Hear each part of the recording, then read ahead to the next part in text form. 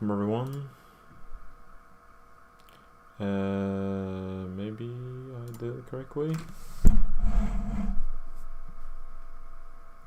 I think I did it correctly.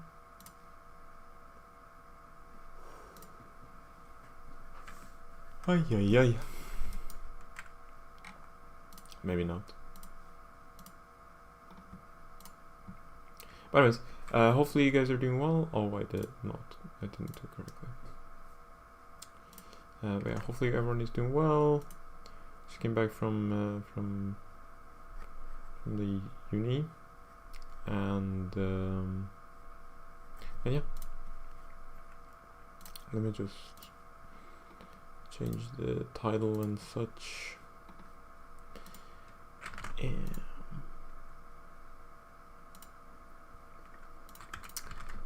like this with thumbnail as well.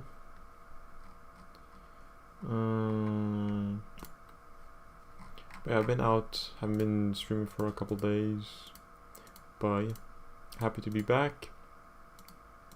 I think this will be at least 5 hours. I'll do this thumbnail. This stream will be around 5 hours long. So got 90% in recent exams. Nice. That seems pretty good. Yeah, good job, Raheem. You should be proud of yourself.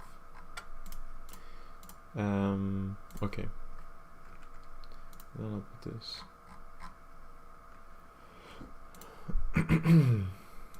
In print.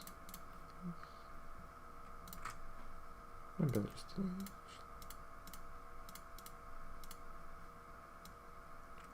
How many hours are you planning? Yeah, 5 hours. Hello, Hiba and Ibtal and Raheem. Yeah, welcome.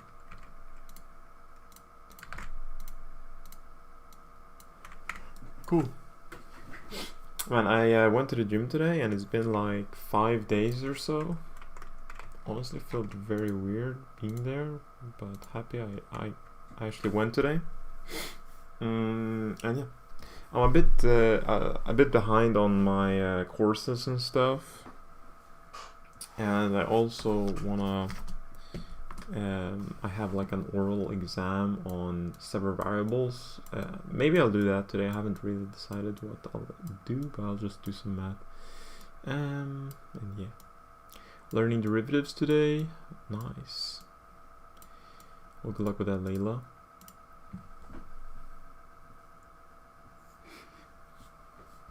New here, welcome Natalia to the stream. I mean, yeah, today's ODE lecture was like kind of confusing. So I wanna revise a little bit on everything, and also want to see what I have tomorrow so I can plan a little. Probably that's the best thing to do. Yeah, I'll probably ignore just statistics, and then I'll do some Fourier stuff, some L2 theory.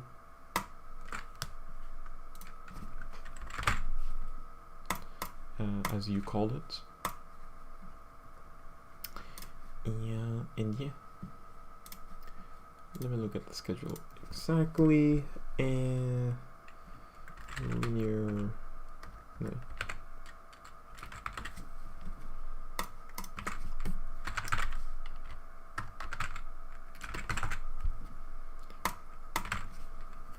It's Friday, right? Tomorrow. Indeed. Cool. Okay. Okay, I think I'll just focus on that then. Did you stop everyday streak? I did. I did that a couple of weeks ago, to be fair. Also made a channel where I teach math to students, inspired by Mathematical Dungeon. Can I tell the name of the channel? Yeah, sure. You can link it in the chat.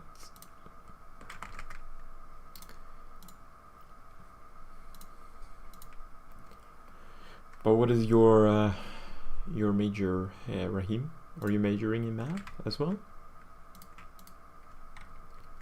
Theorem. That sounds like an element in the periodic table.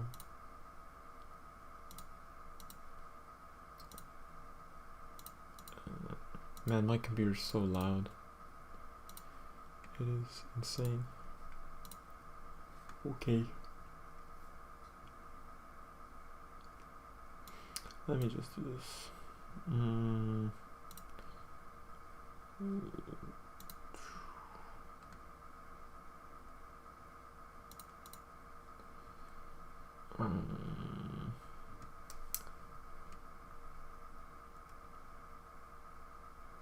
Okay. Click. Click. Okay, so this is the plan, I guess. So tomorrow it will be on, I think this, yeah, the 10th. Yeah, cool. So 6.1, 6.11 up to 6.3. Cool beans.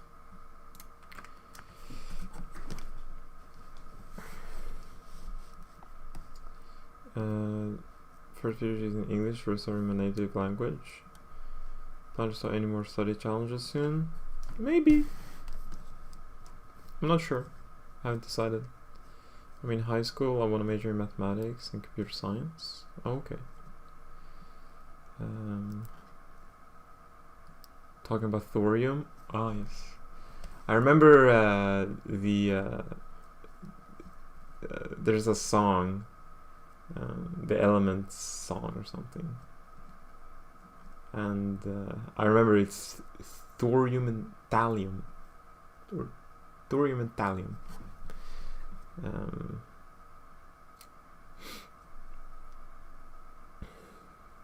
Let's start with like the TH.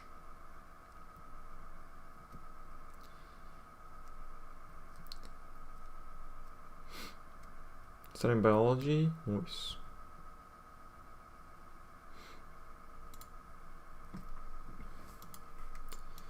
All right.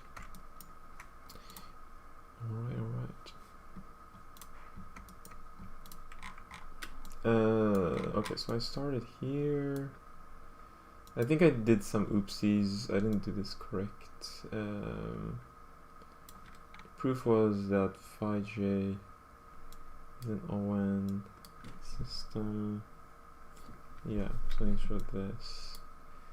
I remember this was a little confusing to me. Yeah, so the ON system phi j is complete in V if and only if for U in V it holds that the equality of the Caesar, or what is it called? I think Caesar inequality or Basel inequality.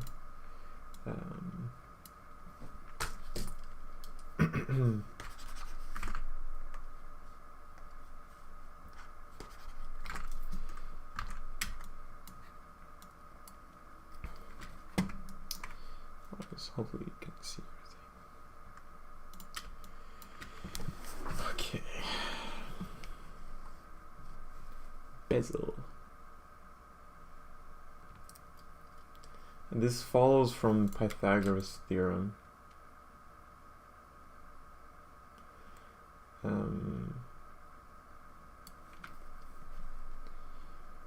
Let's see.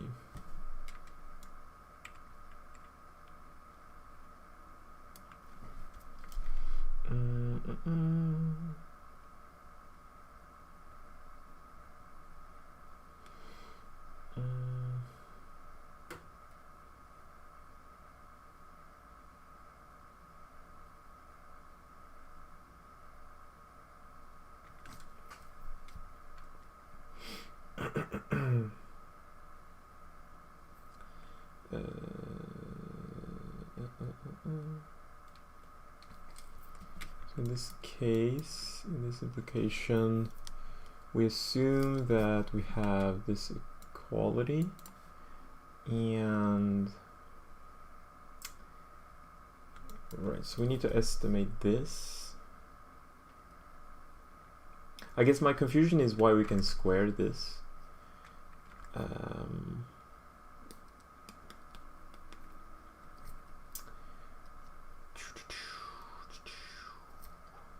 I mean, let's see if we don't square it. If we don't square it by Pythagoras, we can write like this.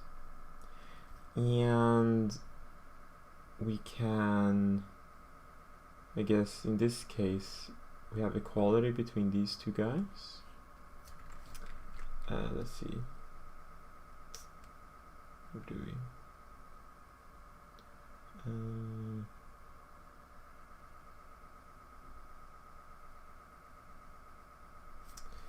So we have this squared.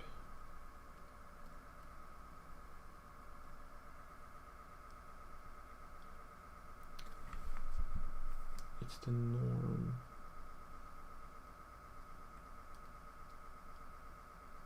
Oh yeah, it's the norm of this. So the norm of u phi k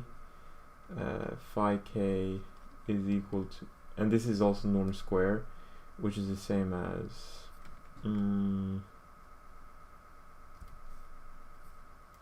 this has, since it's an OM basis, we have that this is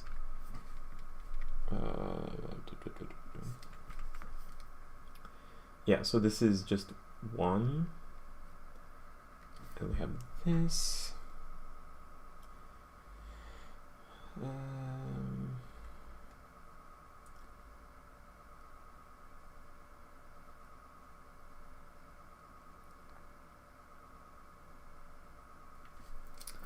And what is the norm?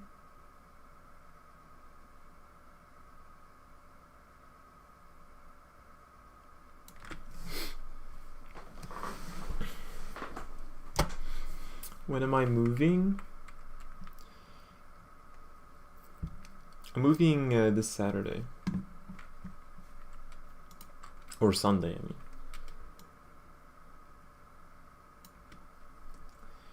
Let's see here. Is this correct? Someone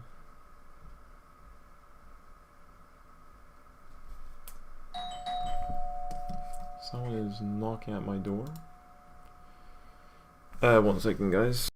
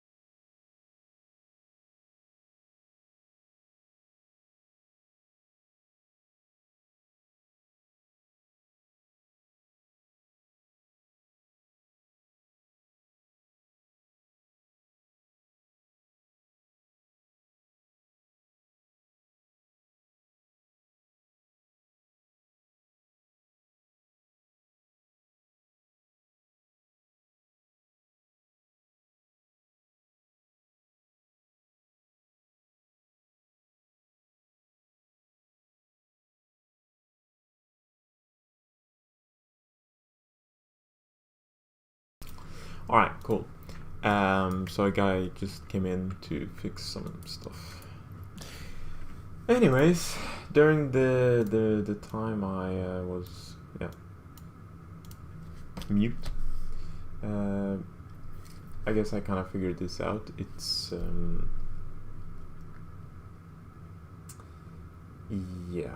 so it's simply using the homogeneity of the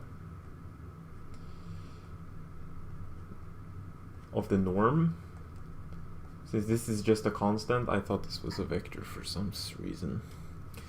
So we just factoring this out. We simply just get this, and this has norm 1, so we're done.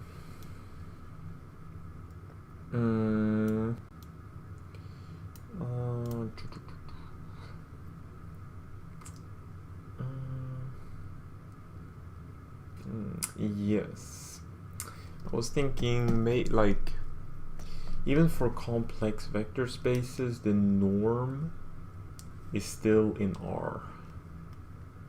Like a norm is still just a function from our V to R. And I mean, it's like the positive or non-negative R.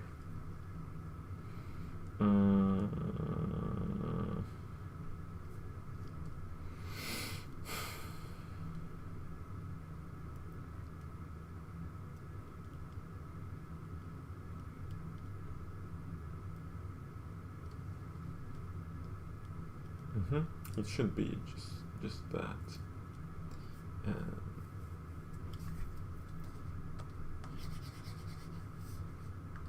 Not completely familiar with like complex vector spaces, but yeah, that seems reasonable. And for this direction, we are assuming so that this is complete.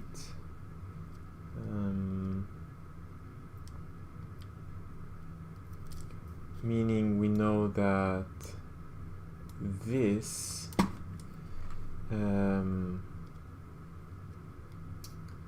let's see, or no.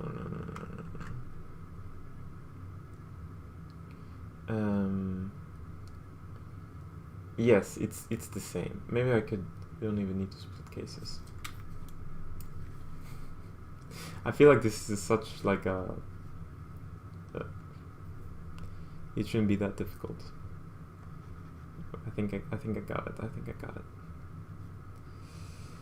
J1 U phi j, and this is the same as NJ1. Let's see.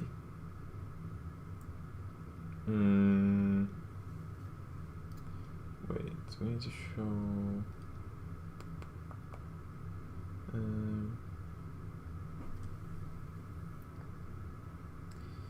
Indeed.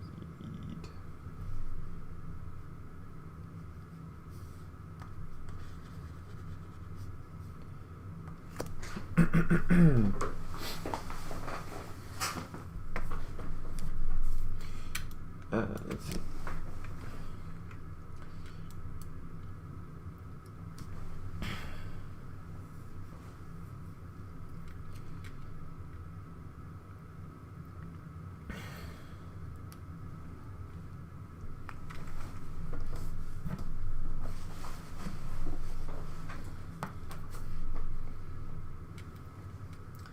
Let's see. So by completeness, we can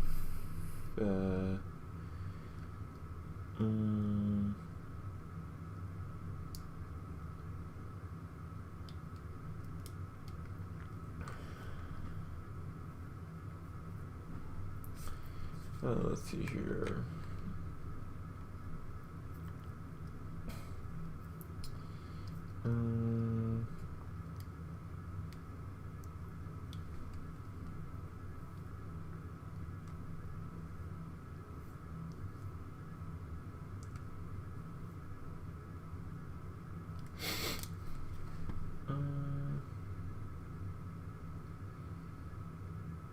let's see here.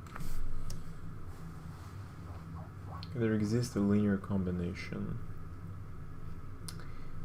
but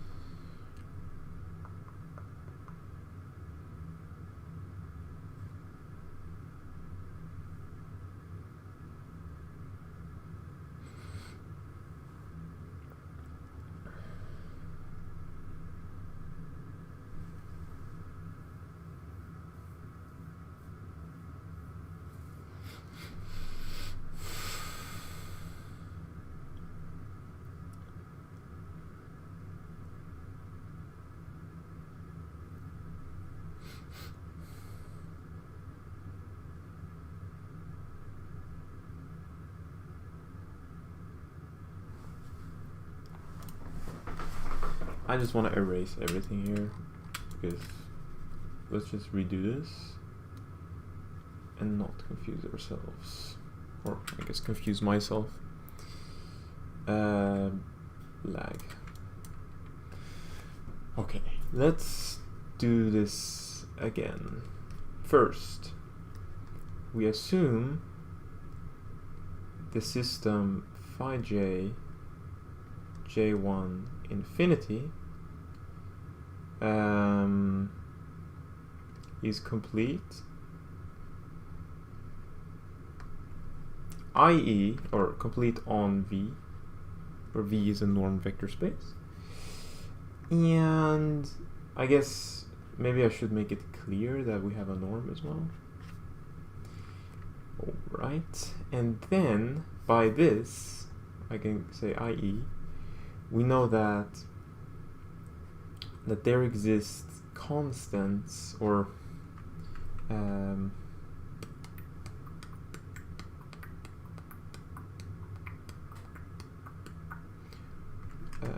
for u in V, there exists a linear combination which I say aj, and then we have phi j in V such that u approaches no. The linear combination approaches u as j goes to infinity, or rather as n goes to infinity, which is the same as saying for an epsilon there exists n such that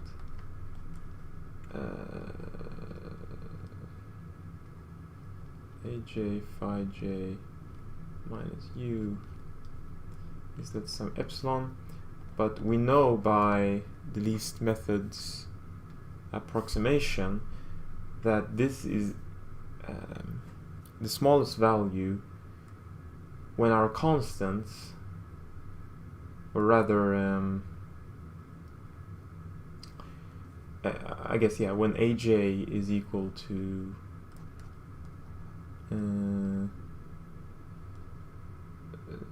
so it should be phi j, this should be the no, it's I need to project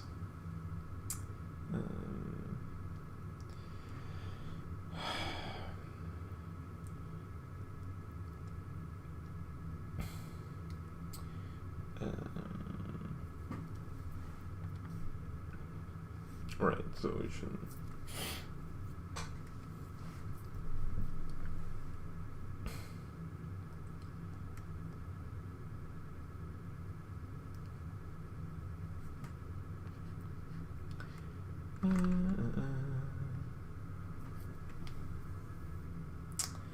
we want to minimize this by changing this. We want to project this along. Yeah, I think that's correct. Let me check. Brain hurts looking at this. Me too. My brain hurts as well. I mean, you have to, I love the expression in Sweden. You say like when something is I don't know if difficult is the right word, but challenging. Say man måste ha tunga rätt i mun, which basically means you have to have your tongue correctly positioned in your mouth. Which in this case you kind of need. Let's see.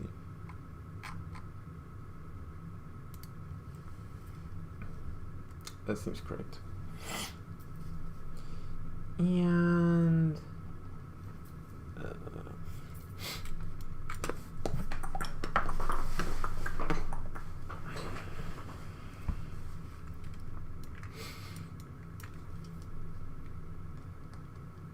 so in other words, we have that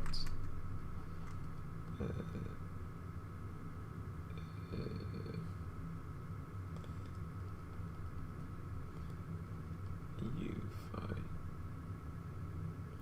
j to U. And this is what we want. Oh, sorry. Right? Or no, we have a square. Frick. Did I do this wrong? No, it should be correct. It should be correct.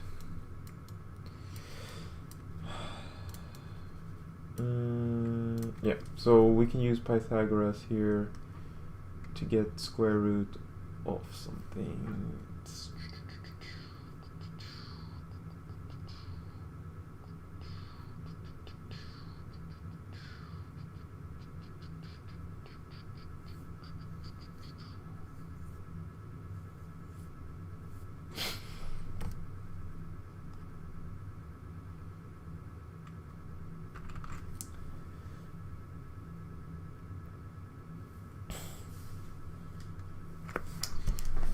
Well, am I convinced?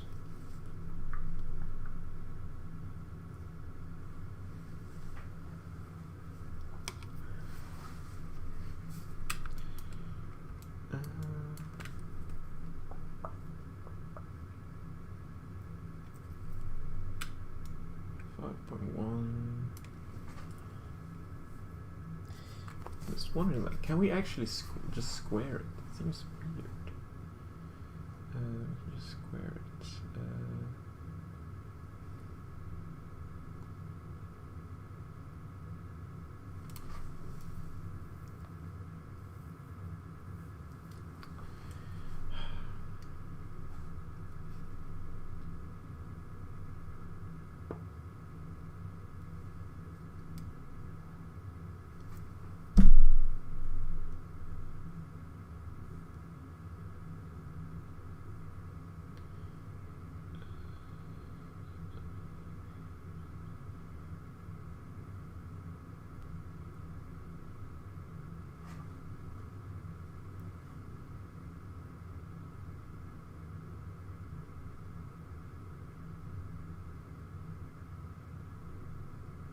I mean, why?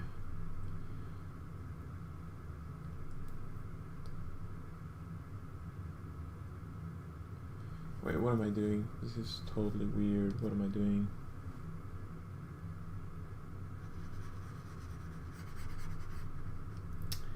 No.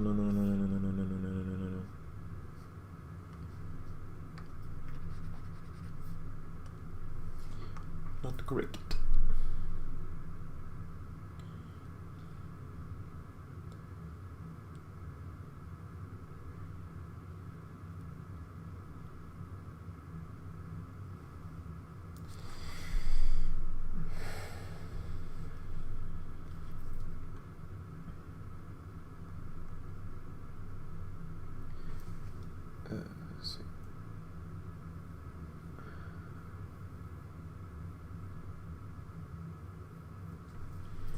Blah blah blah blah blah. Blah blah blah.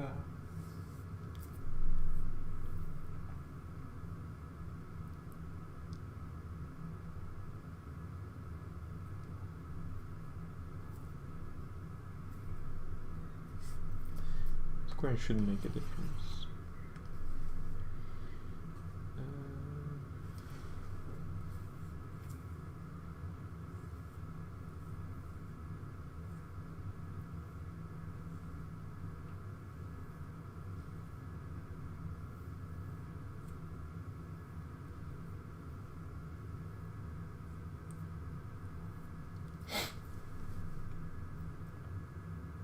I wonder, is there a formal? What is a formal? It seems as though this should be the case always. But I don't think I've ever proved it. What would a proof be? Like suppose A, B are positive. Yeah, I mean, I guess we don't need to suppose that they're, or we. I think, yeah, we do need to suppose they're positive. Because we have 1/2 is I guess less than 1/4. If we square them, we get 0.25, and then this would be yeah. I guess we could just flip the sign. If A B positive, this is equivalent to saying that A minus B or A less than B, and I guess maybe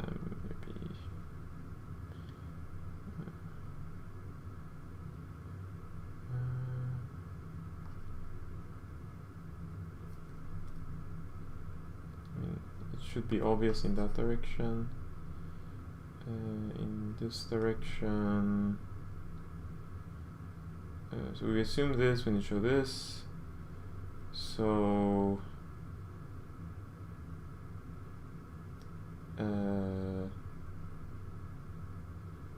how do I do this?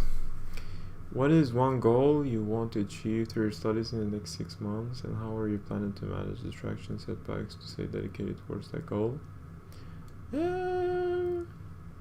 Good question. I mean, I honestly I've said a lot of things that are not really like math related, and I really do want to focus more on maths, since I mean that's really the only thing I deeply care about. I mean, obviously there are other things, but it's like one of the, it's like really, really important for me. And for example, being active in a nation, I'm currently a foreman at a nation here in Lund, which takes up some time. I'm also learning how to like getting a driver's license, and also moving out, and also trying to keep this channel not being completely dead. So I guess I want to try to like focus more on maths, to be fair. Yeah.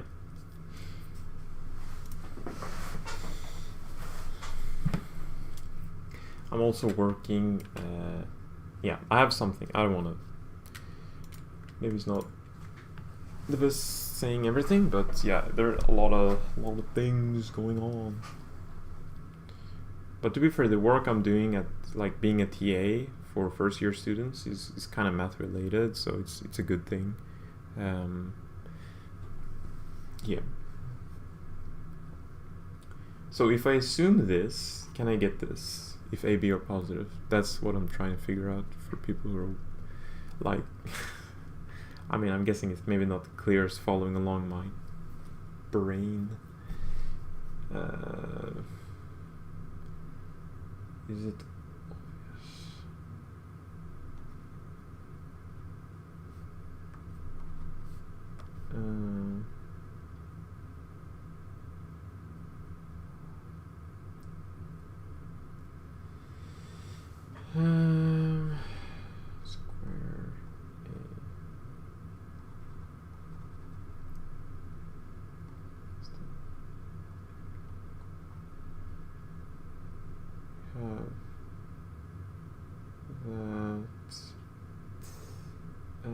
So we have that b is greater than this. Is this true? It won't be true. It won't be true.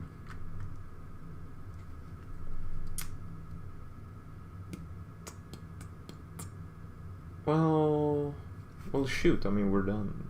Or no, we're not.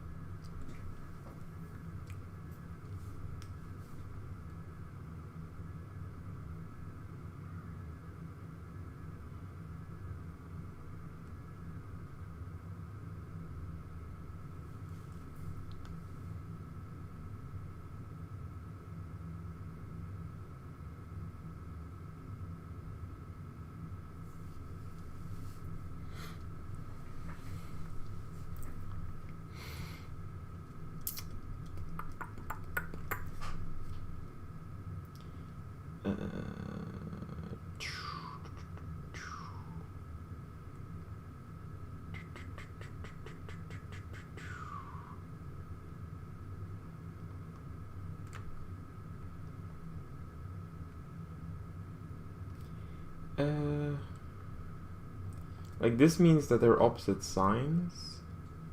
So if we assume that this is negative and the other one is positive, then we're done. If we assume a plus b is negative, can we get this? No? Doesn't seem like it. Is this a wrong statement? Doesn't seem wrong. I've done this before, like assuming a theorem is true, but it's not actually true, but it has to be true.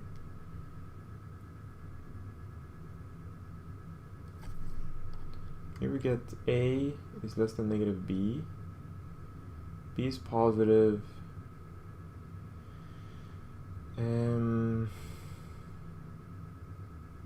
This makes no freaking sense.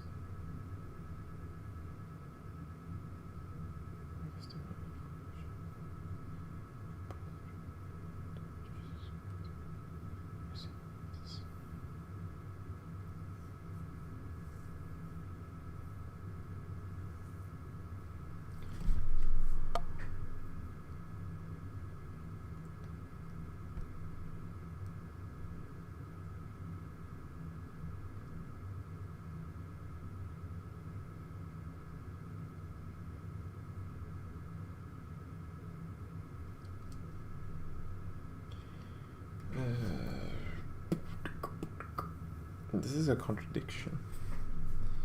Like negative of b cannot be positive if b is positive.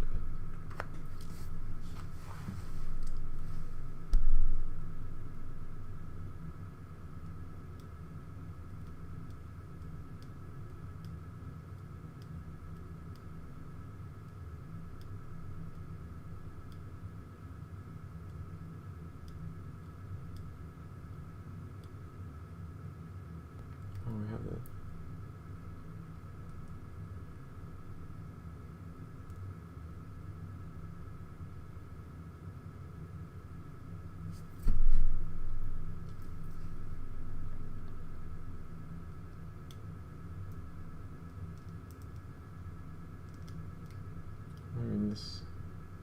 Maybe this is not true. Yeah, maybe the maybe it's not an if and only if. I don't think doesn't seem like it. It can't be if and only if. Right? I mean, this direction is very clear, and to be fair, this is the direction we're using in the theorem. Or are we?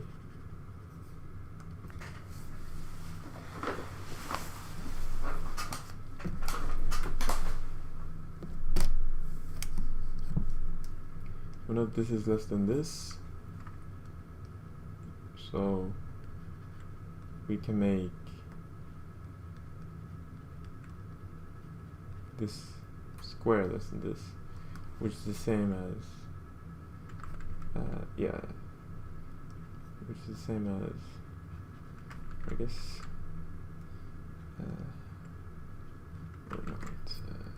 yeah.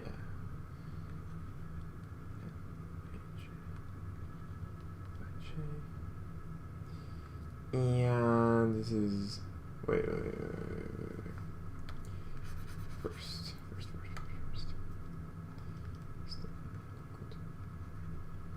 And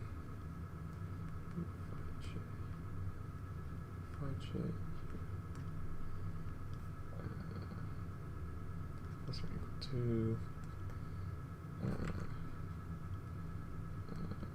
u phi j square minus plus u square. And this we can make smaller than epsilon, which in other words means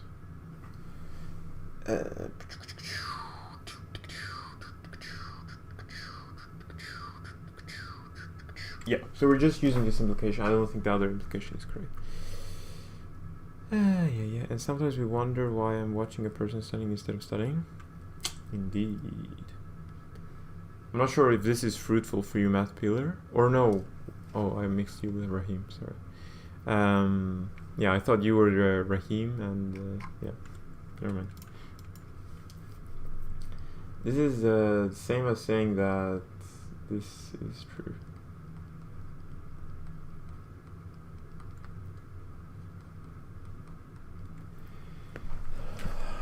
Which is good. But yeah, I don't think this is correct. Can we find a counterexample of this inequality? Like positives like this, but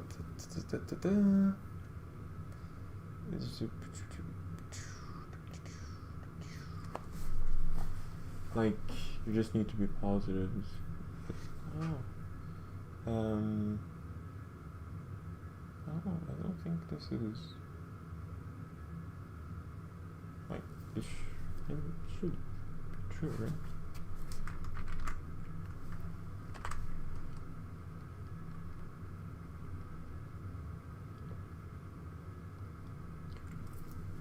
Four is greater than this.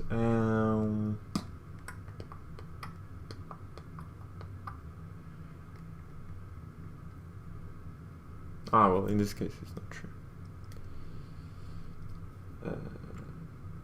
Yeah. Right. So I guess this would be true if AB are positive.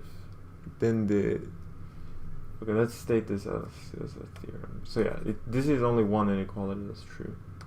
So if AB positive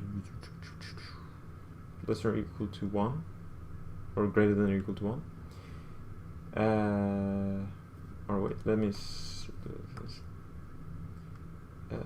yeah, then we have that a squared minus if and only if a less than b. And the left equality is true whenever a, b are positive. If a, b are not positive, I guess we just have a flip of a like direction of the inequalities.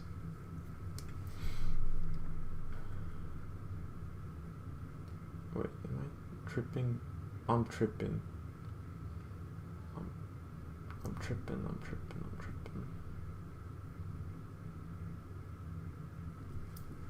I think I'm not speaking sense. Hello, James Crime, welcome. Yes, this is not true. Well, in this case,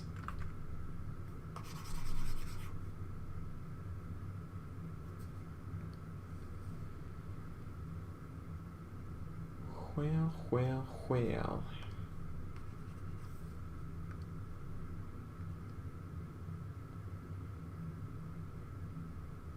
Seems true though.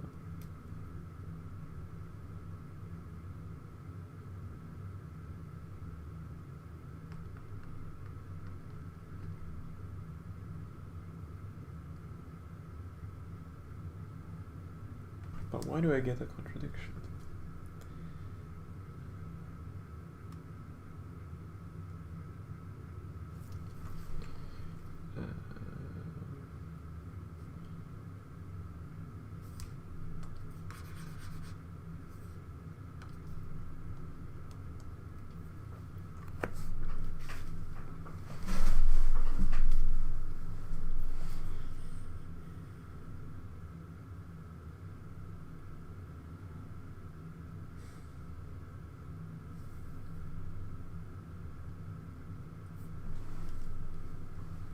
We're doing good. Feels like I haven't joined in a while.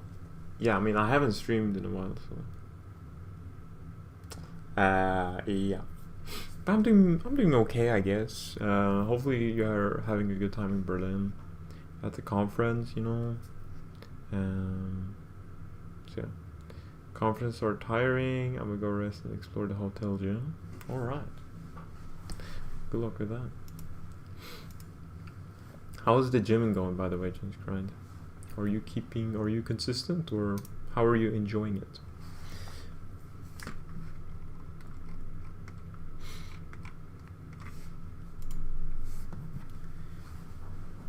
If you are even enjoying it, I mean.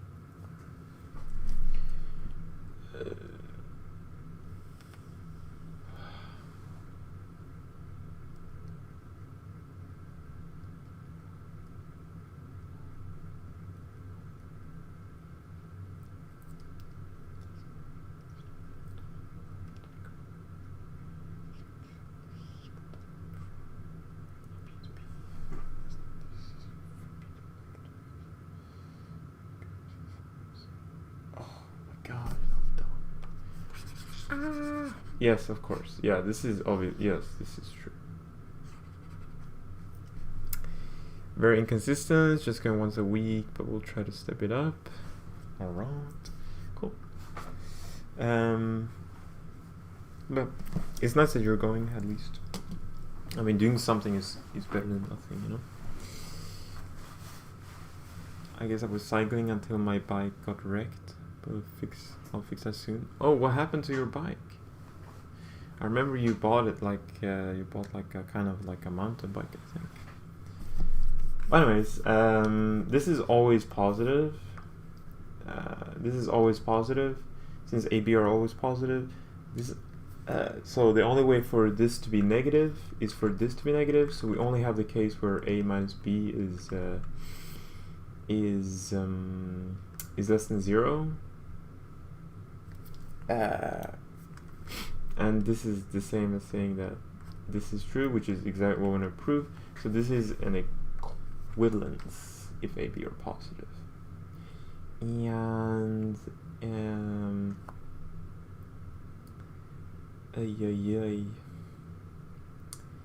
but we need to know something about A and B prior to using this. We cannot be reckless. We cannot be reckless, since I mean, this may be true. I'm maybe a little pedantic here, but right. So this is true, but this is not true. So we need to be careful. Thing is, I've never really done this before. That's why I'm a little bit careful here.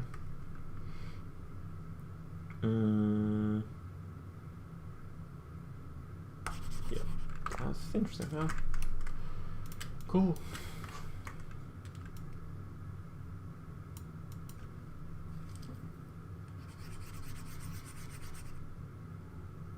Yeah, that's good. I probably should erase it, eh?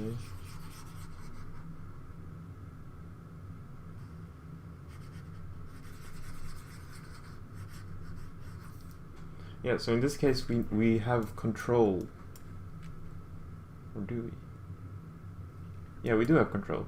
A norm is always positive definite, so is always positive, and epsilon is always positive, since we define it to be positive.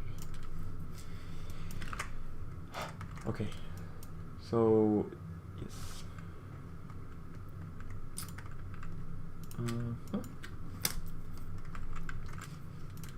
Yep. Yabba-dabba-doo. Right, so if it's complete, we have this. If we have that this holds, so let's go the other direction. Hopefully everything is visible. I think so. So we're doing theorem 5.4 for people wondering. So we're doing this direction, so we're assuming this is true.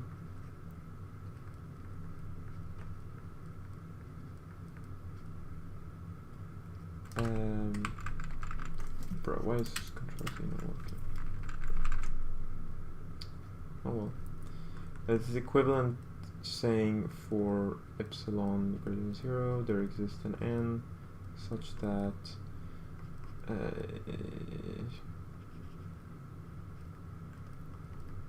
one let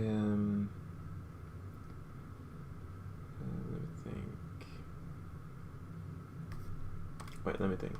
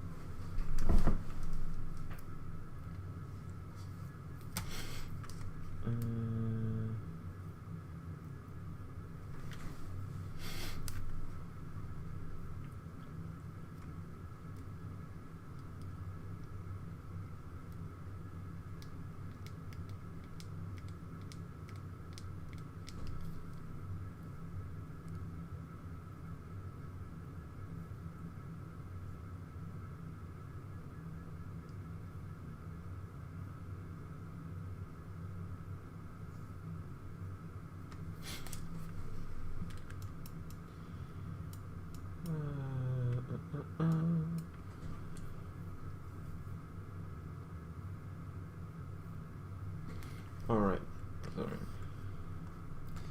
I don't know what I'm doing. Okay.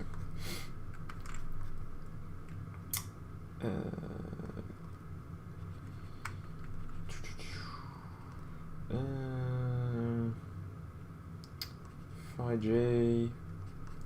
So we need to make this small, and we can make the square small, since we just proved it doesn't matter. Because I was cycling. Oh, okay. I already read that. Blah blah blah blah blah blah blah blah. Right. So this is less than or equal to phi j square phi j by least squares, and then we know that these guys are we know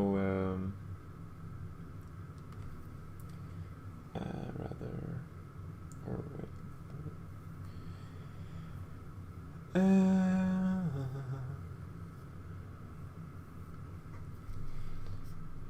don't need to do this actually.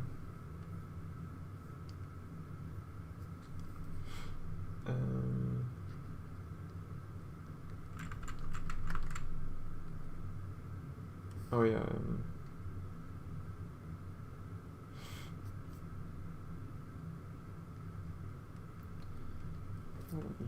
So you know.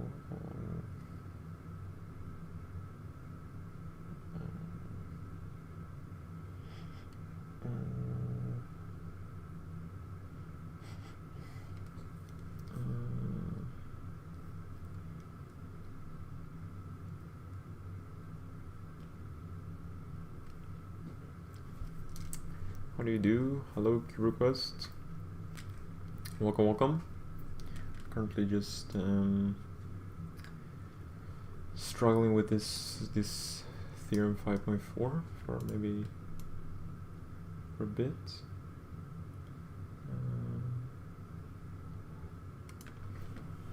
Literally, the book just has 5 words. Proof follows from 5.1. Okay, thank you.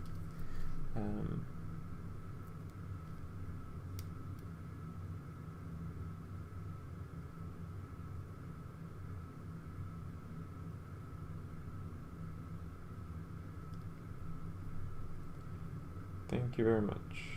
Indeed, thank you very much.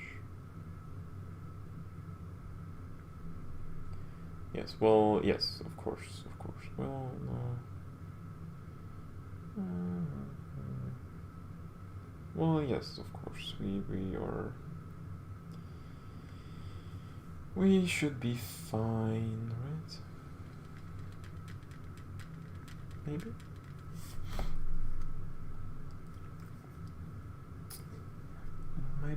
Maybe.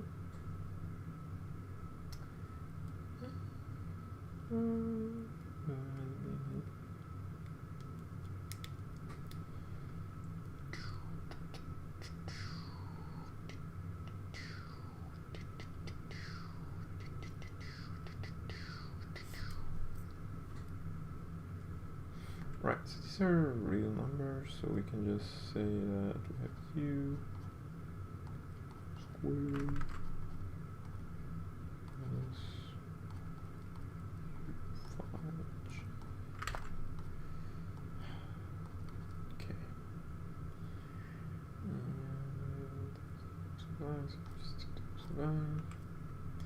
What is a positive sequences? So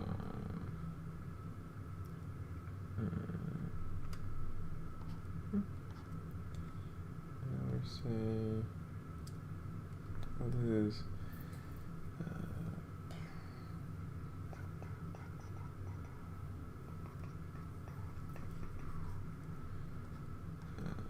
epsilon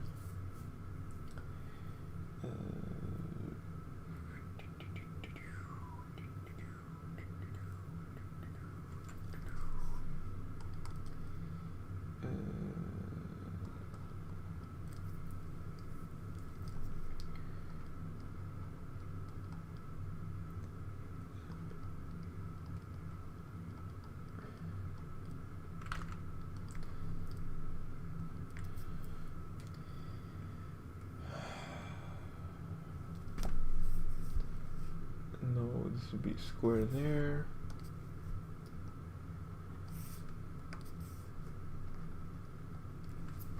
And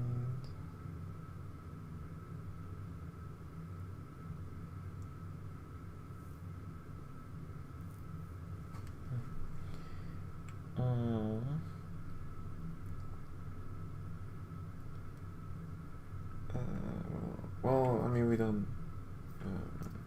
Yeah, we don't. Yeah.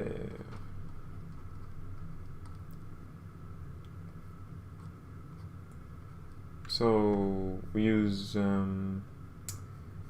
Pythagoras together with triangle to get wait, what am I? Oh yeah, sorry. Right. So let me just make this clear. So this is by least squares.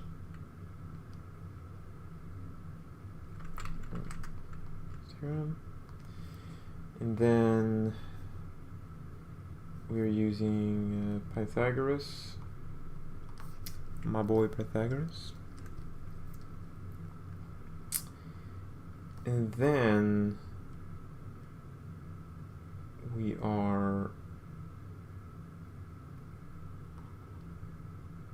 we're also using triangle. And then we are left with this, which we know is less than this by assumption.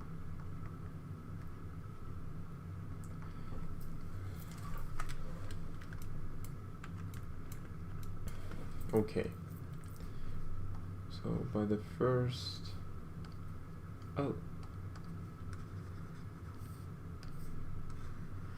this. So firstly, we use assuming it's complete, meaning we can find a linear combination that approaches our desired vector, or in other words, we can find for any u in V such that the limit is in V, or wait,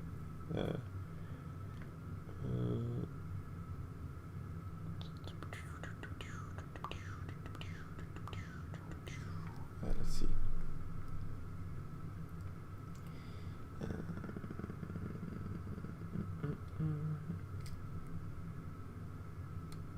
I guess, yeah.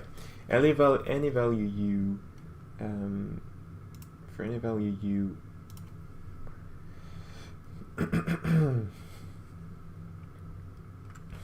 I guess this could be seen as, oh, we have the sum here.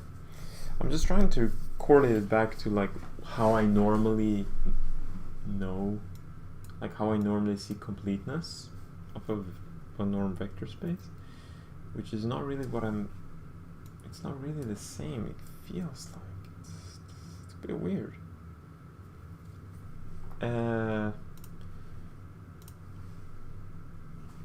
I guess this is just the definition they gave.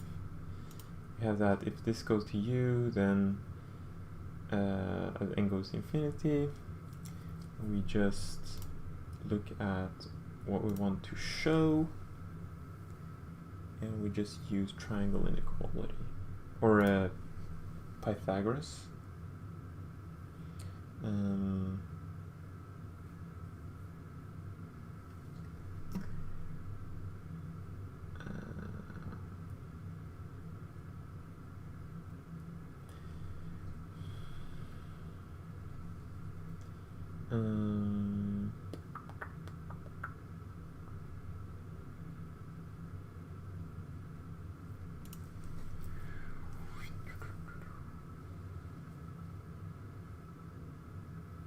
This is not correct. I don't think this is correct, actually.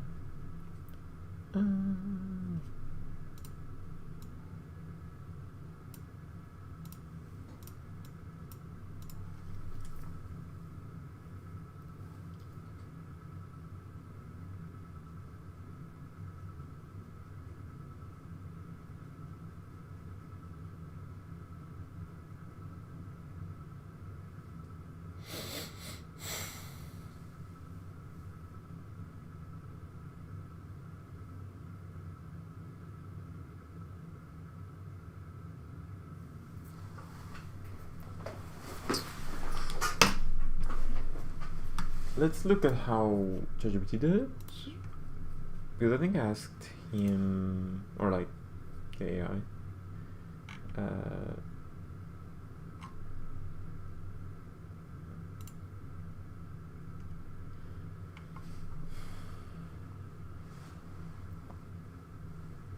so here's the right, so complete ON to the Parseval formula, and we have that in partial sum.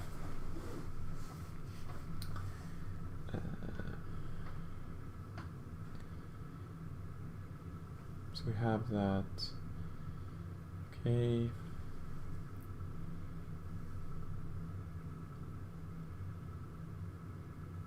So the projection UN converges to U in norm.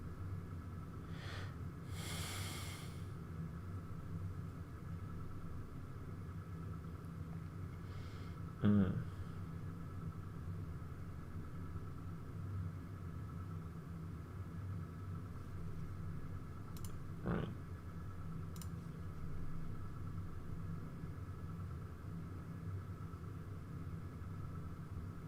That's part.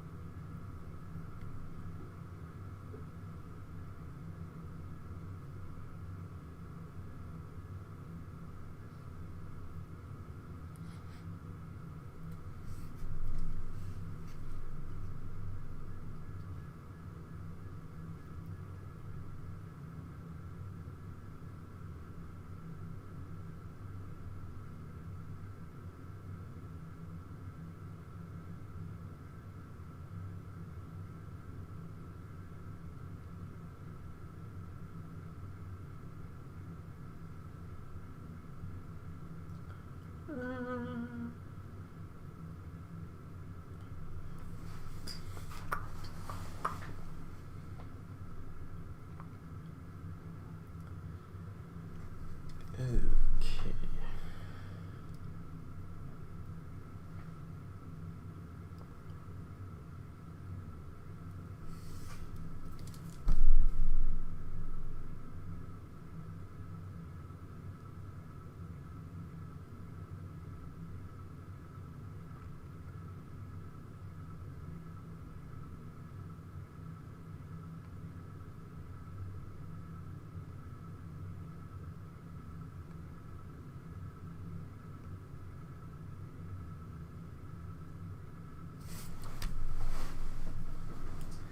Let's see.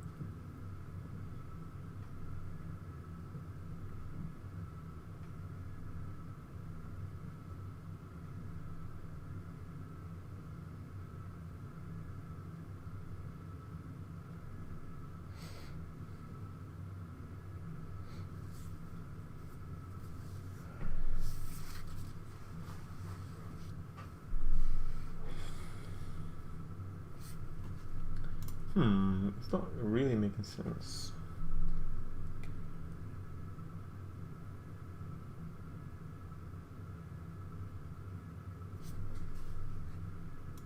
I don't really understand this. Why does the projections UN converge to U?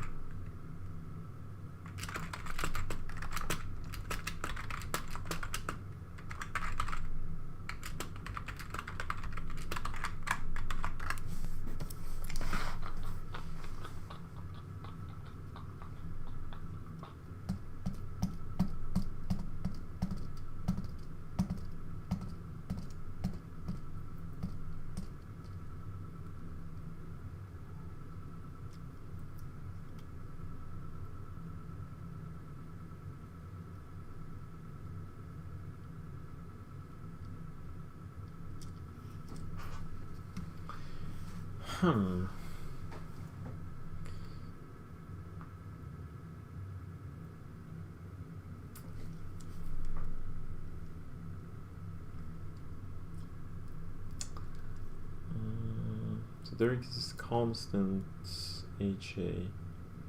So if it's complete, does, like in this case, we assume that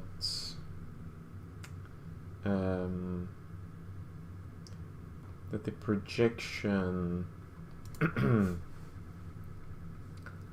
when AJ is equal to the projection of U to the phi J, and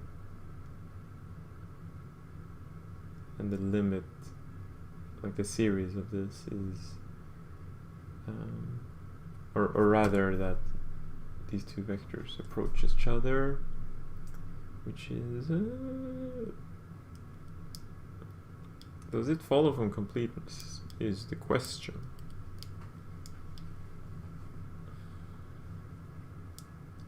Completeness says that there exist constants, such that the linear combination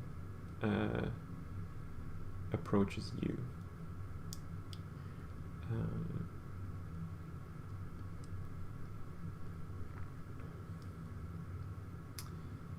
Right.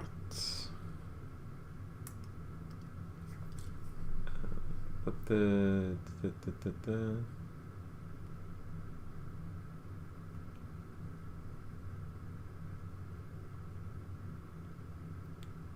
thing is that like we can always make this,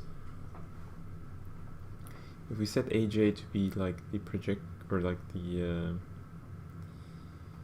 inner product of U and phi j, we get that this is always greater than something. But I mean, if we estimate this, it doesn't necessarily mean we can estimate this, you know? So in that sense, it doesn't make sense. Great question, blah blah blah.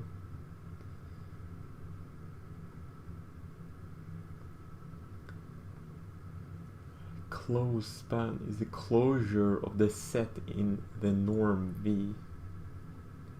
All limits of sequences of finite linear combination. Saying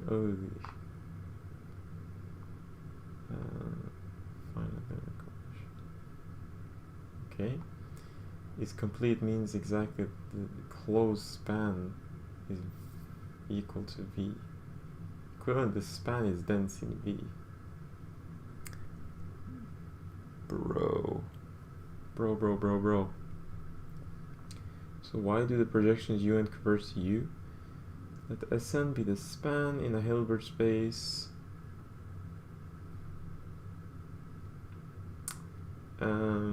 For each closed subspace there is a unique orthogonal projection PS with the best approximation.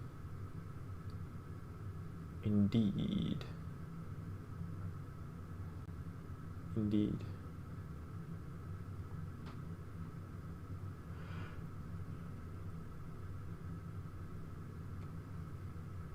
Each Sn is finite dimensional, has closed, and UN is this. Because the system is complete, Very absolute is n. Yes. Well, this is.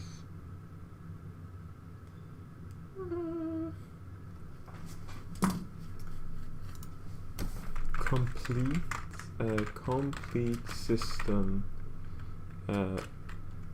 Hilbert space.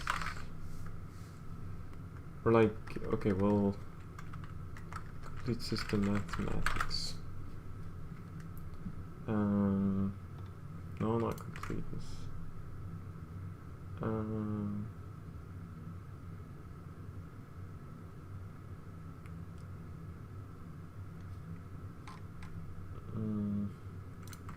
Wait, let's just do Hilbert space. See if I can understand this.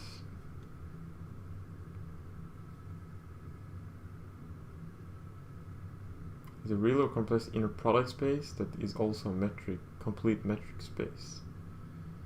Yes. So.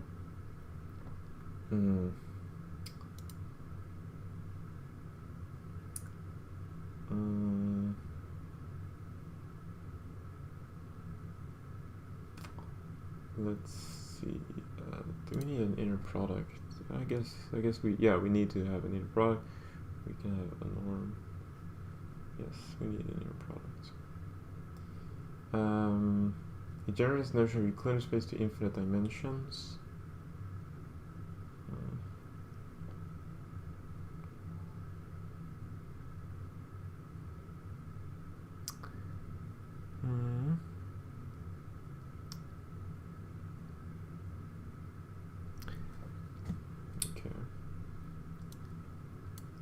I guess there are some things that are bugging me. I guess I'll just take it. By the way, this is just not true, so I'll just do this gibberish. So I want to try to understand. My lecturer said this during class, and which kind of confused me, saying that if we have a vector space, if the set of bases, or like if this is a basis and countable, if and only if the vector space is complete. Which is like, I don't know if it's true, but he just said it like very quickly and kind of confused me. I want to explore a little bit of this.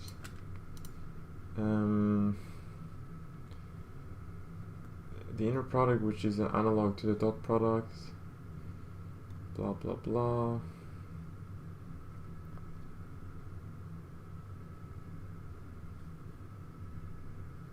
Is a Euclidean vector space.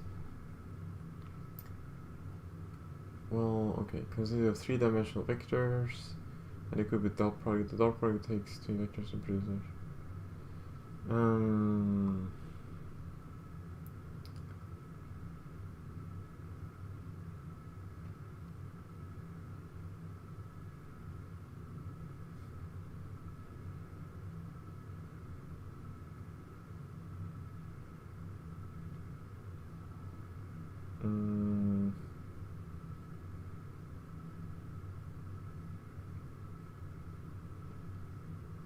This is a pretty good picture.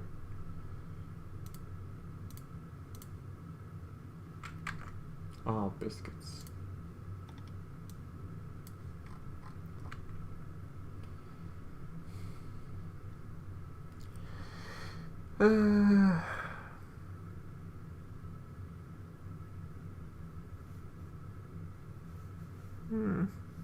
That doesn't make sense here. Okay, so let's see here. Consistent of applicable provides the sum of the lengths of as an ordinary series of real numbers, just as with a series of scalars. A series of vectors that converge absolutely also converges to some limit of L in the Euclidean space.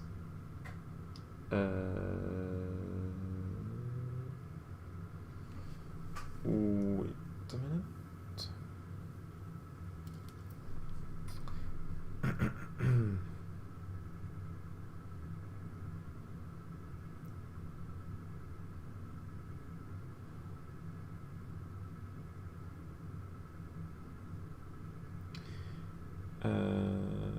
indeed.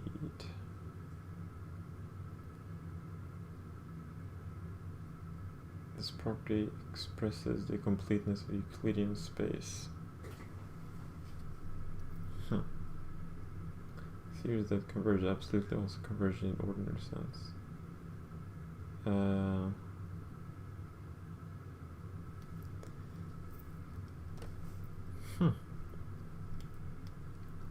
I've never heard of this. I've never heard of this definition.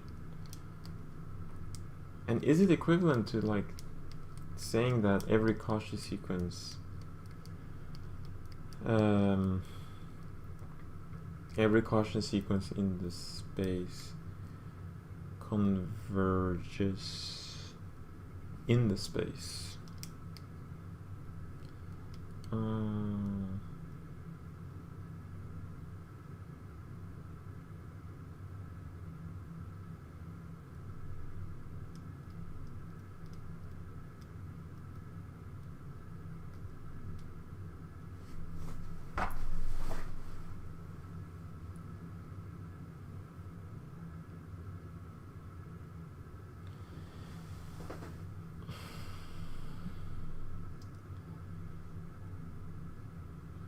This is weird.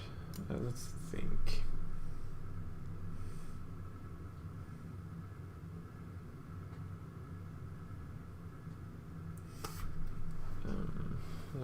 Let's see here. Let me see.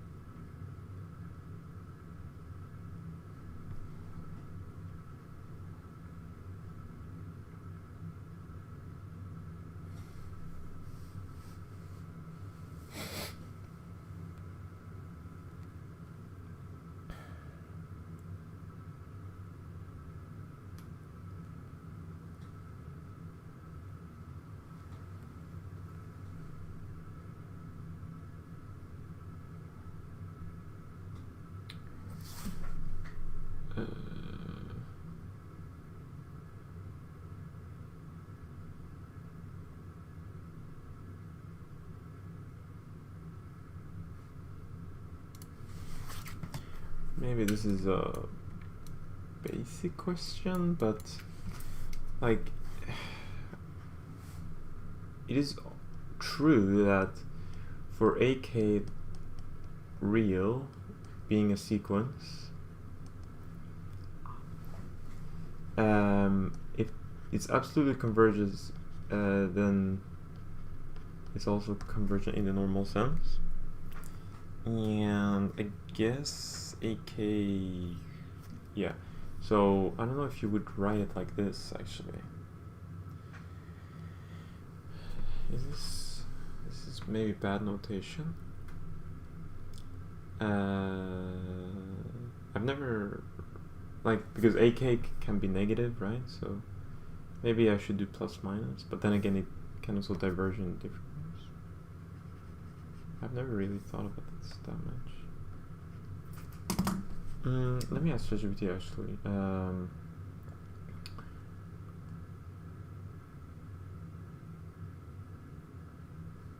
Yeah,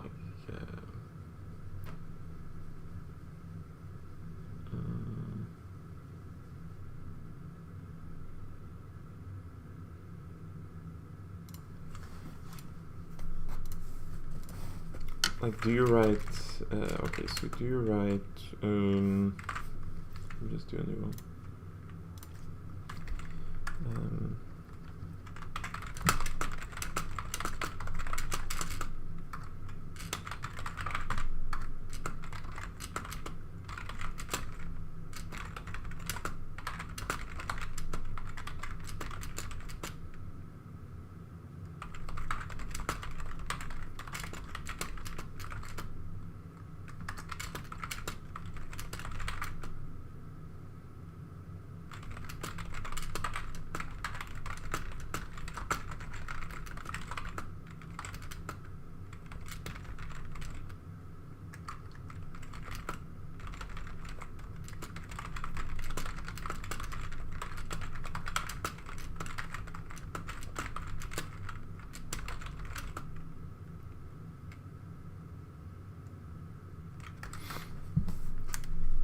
Hello Rosie, welcome.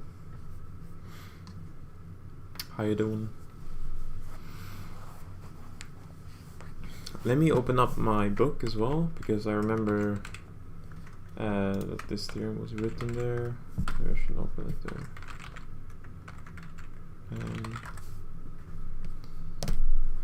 Oh man, I should eat something. I don't know if I have food though.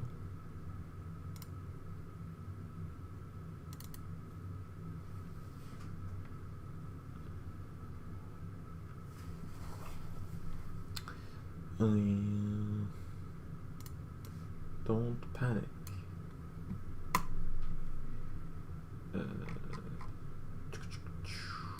Series.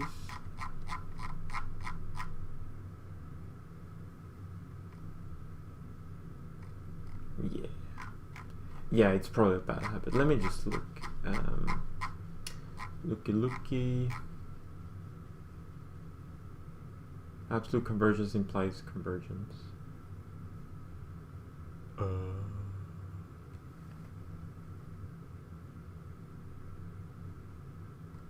Yeah, I honestly, like, before today, I never thought about it, but it's true. You should probably do that. I mean, in this case, you can write less than infinity. I mean, it's not really important. I mean, who really gives a crap? Like, but it's probably not a good habit, and it can cause confusion. So I'll just say that this converges. It's hard. I'm trying to understand what you're studying, but yeah, it's hard. Yeah, I don't know if I'm doing a good job explaining. I mean, you also need a bit of you need to be have some insight to what I'm basically studying L2 theory and Hilbert spaces, and I've been stuck on this proof for quite some time, not gonna lie. Maybe like basically the entire stream, but I think I'm getting somewhere at least.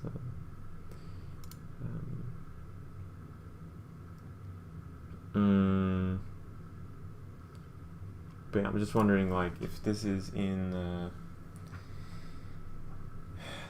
does it work for any sequence in every blah blah blah blah. Like, if we have that's a good question. I feel maybe it's not a good question, but I feel like it's a good question. When does this implication work? Like, when does it is it valid? I don't know. Like, if AK is, it feels like I should already know this, but anyways, if this is in Rn and we view it as a vector field,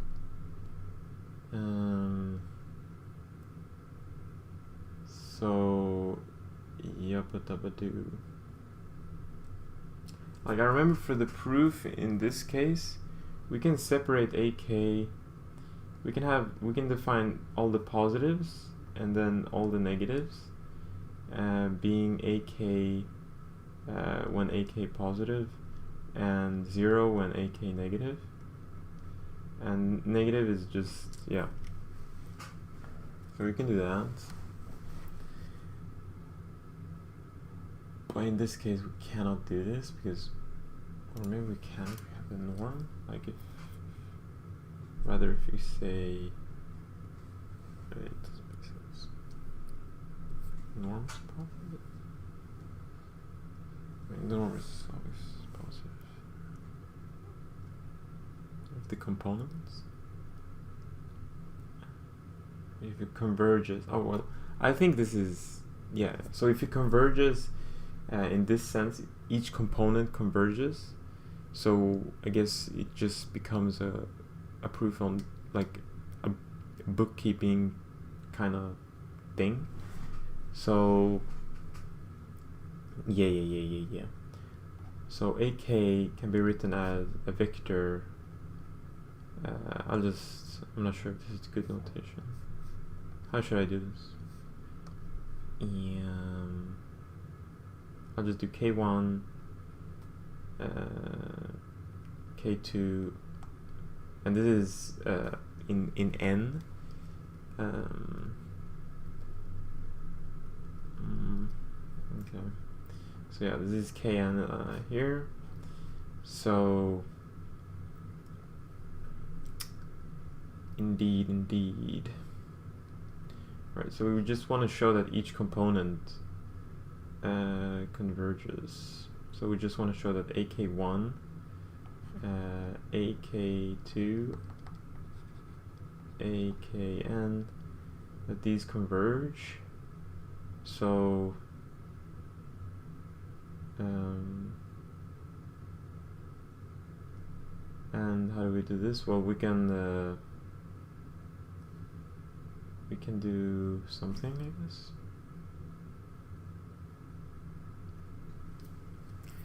We can do something. Okay, what do we do?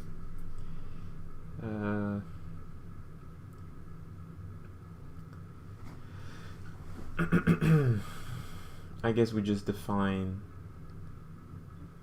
AK1 like it's maybe a bit. I'll just do it for one component maybe. So positive 1, so when AK1 is positive and AK1 and then AK1 negative. So we can always do this for blah blah blah. So we're just kind of separating it. And then we can use the same trick, I guess. Maybe, let me think.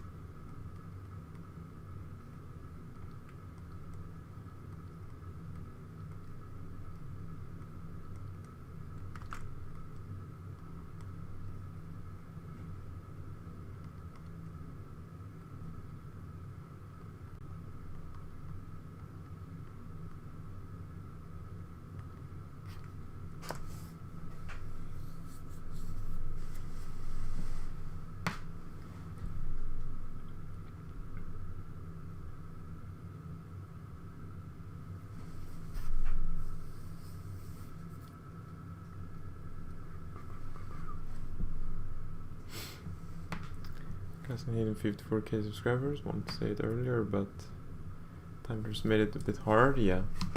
Well, thank you. I honestly haven't been looking at the channel that much, but you know, it's kind of funny since the past maybe 3 months I've been consistently losing subscribers, but this month I've actually gained some subscribers, which yeah, usually doesn't happen.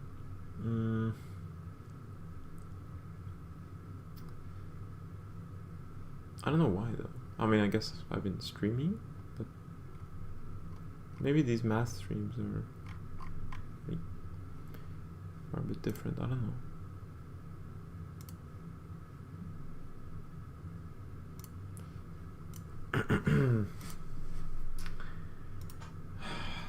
Let's think. Let us think.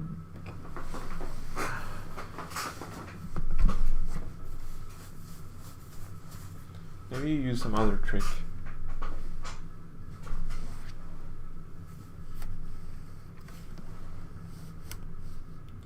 Because in the normal case, or rather this should be a negative here.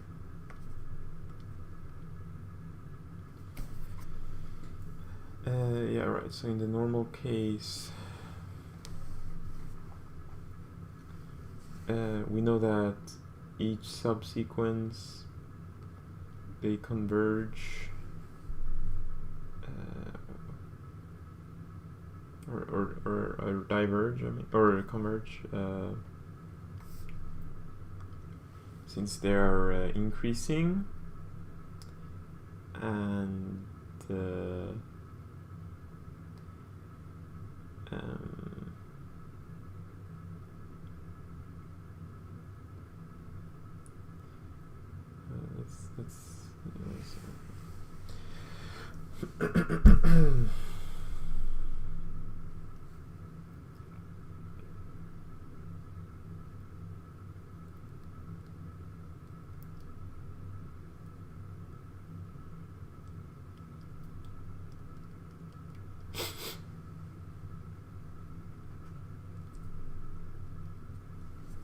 wait, is this a sidetrack? I'm just trying to. Okay, well, maybe it's a sidetrack. I'll maybe move on here. And we're in this text. It says that saying that it's completeness in Euclidean space is the same as saying that that a series that converges absolutely also converges in the ordinary sense.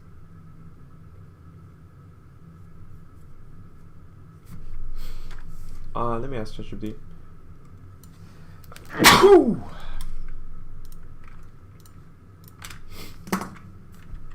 Is this equivalent to saying that all Cauchy sequences inside the Euclidean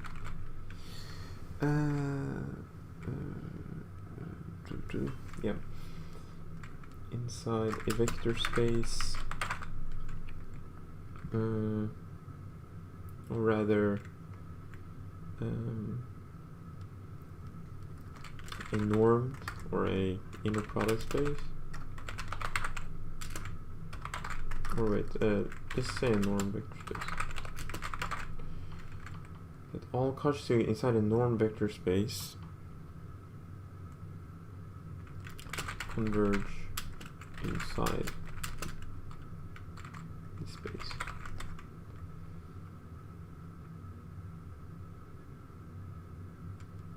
Is this equivalent to saying that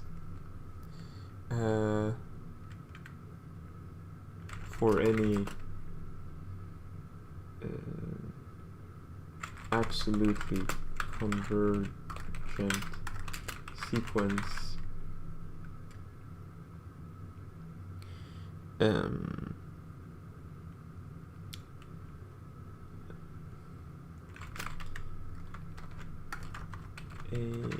okay,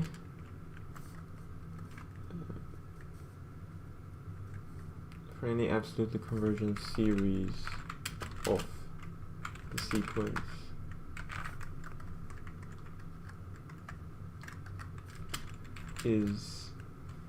implies that the series of AK converge.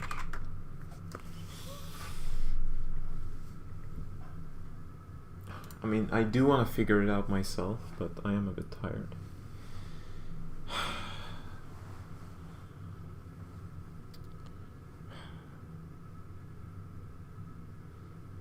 It should be the same.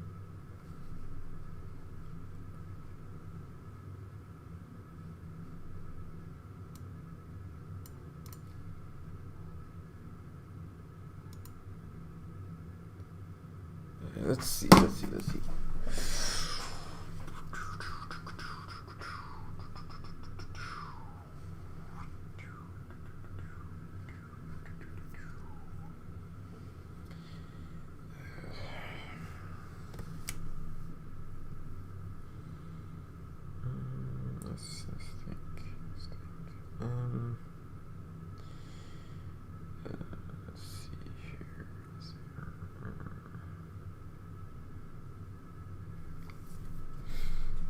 Like, we need to bring it back to like Cauchy sequences.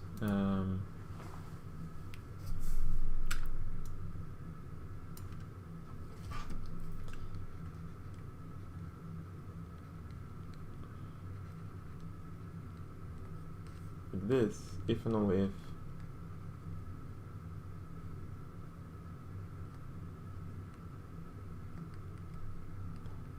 in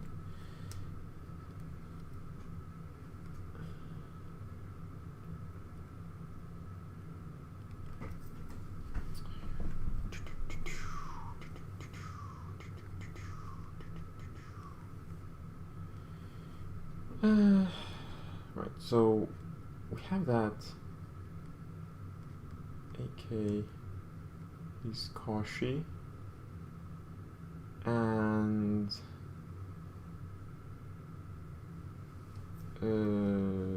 wait a minute, let me think. So this converges in V, right? So it's important. It's very important. Well, I mean, let me think. I mean, completeness of a set. If completeness implies closeness, yeah. So saying that this converges in V directly implies that it's wait, let me think. Let me think. I mean, yeah, I guess I didn't need to say this, but I think this is good to say. Off to the library. All right, see you. I've been having a hard time keeping up with my streams lately, but I hope everything is going well. Don't stress yourself too much. Bye. All right. Well, yeah. Good luck with studying at the library, and yeah, it was nice having you here.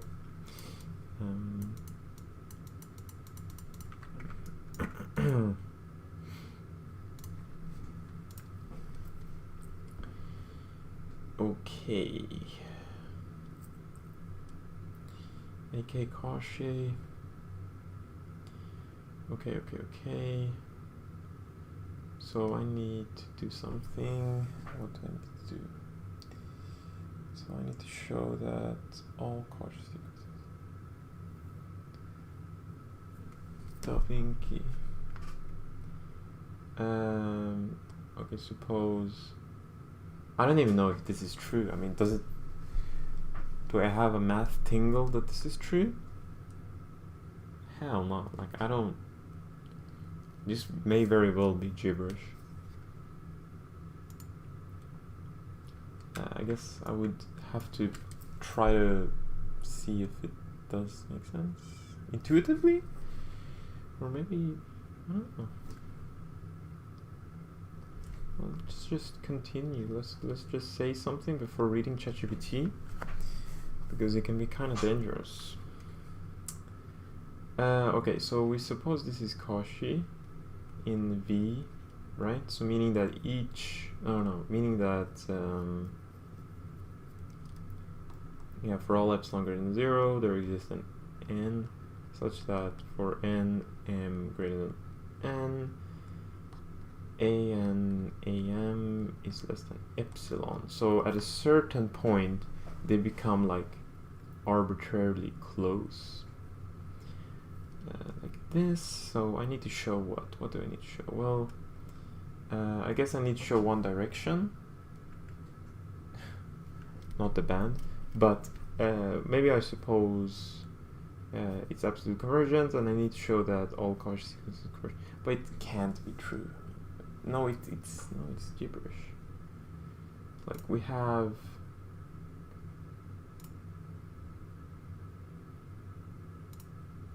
Well, it's not. It doesn't make sense.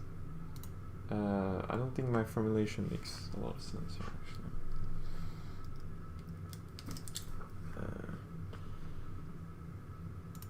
Since AK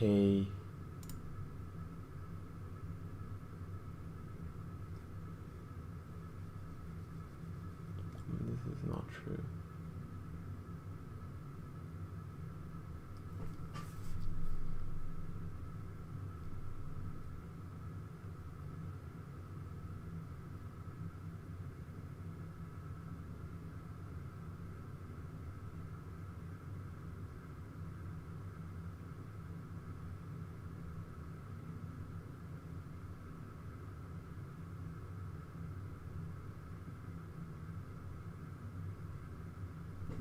No, maybe no, it's not gibberish. I think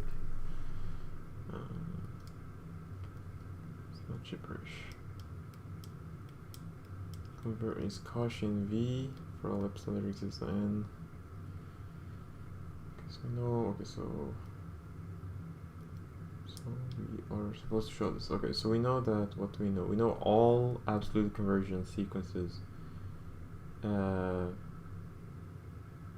Okay. Okay. Okay.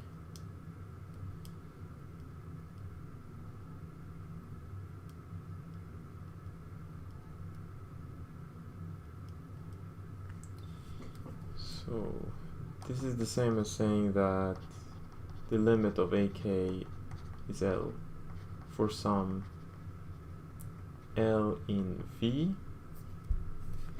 Okay.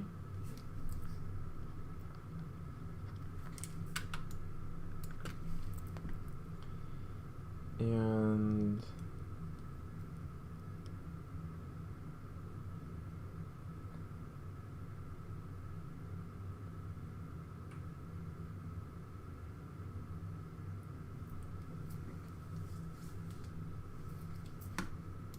maybe this is okay. Let's see what is said.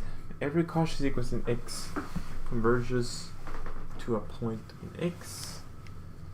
Xk is epiconvergent if, okay, in a norm space X completes its equivalent. Seriously, every absolutely convergent series converges in X.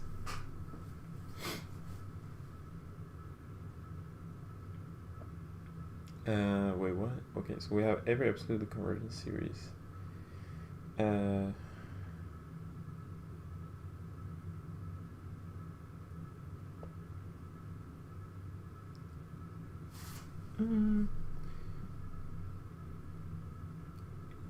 Yes, the absolute implies in the space for all series equivalent to completeness. Is it equivalent to say that sequence? Yes, interpreting AK as elements of a normed. Note that if and only if the space is complete. Whoa. Seriously.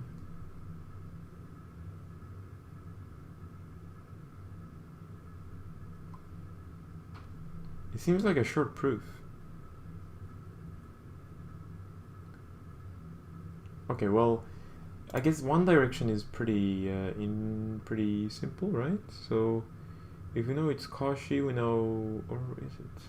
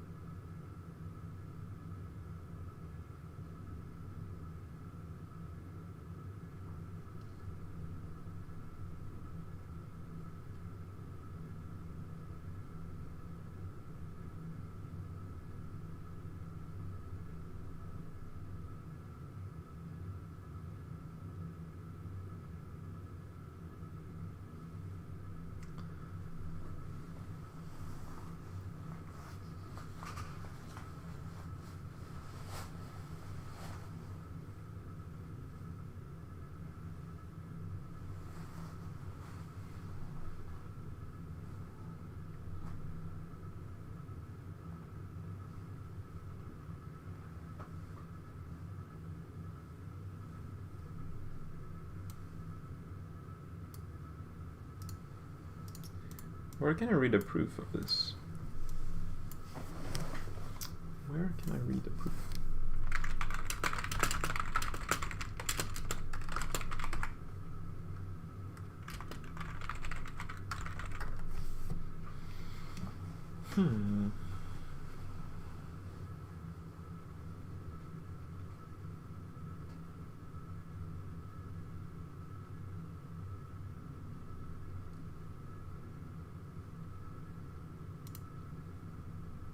Okay, maybe I just accept it for a little while. I will accept it for a little while.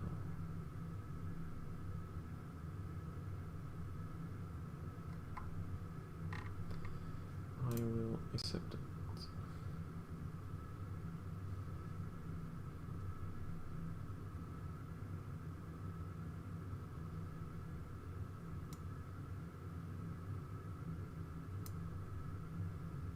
Wikipedia, absolute convergence.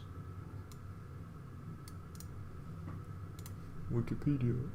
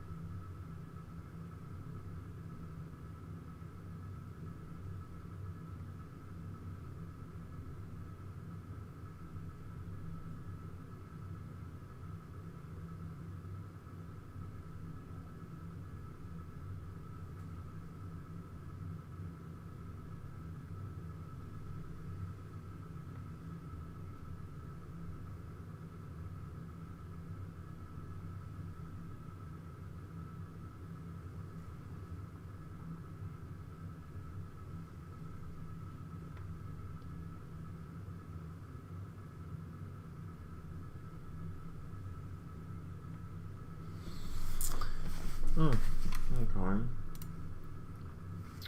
Let me restate this. Yay.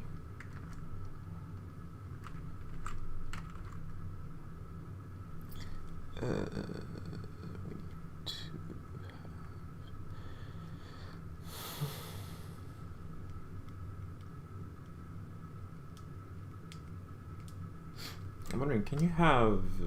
Oh,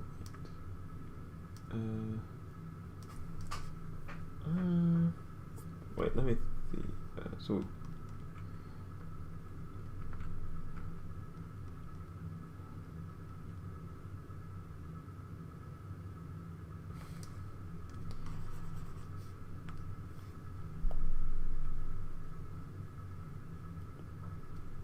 I mean, can you have convergence? Is there a type of convergence just in a normal like vector space?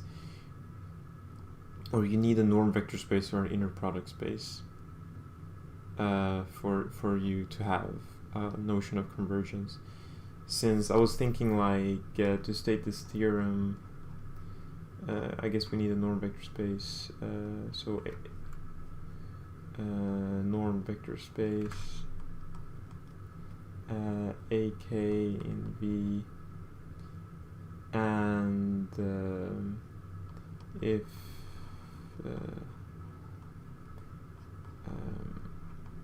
imply, like, is there a notion of limits in just normal vector space? I have no idea actually. Let's ask. Is there a notion of convergence in a vector space, or do we have to, or does it need to be a normed vector space for this, for us, for it being able to define?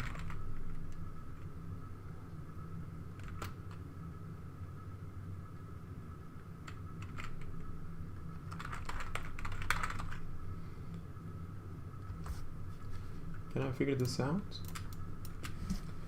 Like, actually, I'm like, can we define the absolute value? I mean, we should be able to define the absolute value function.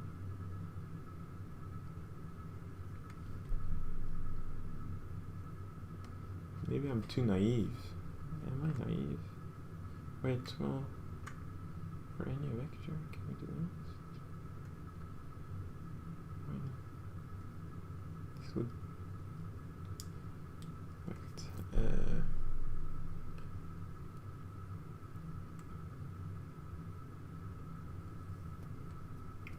vector space.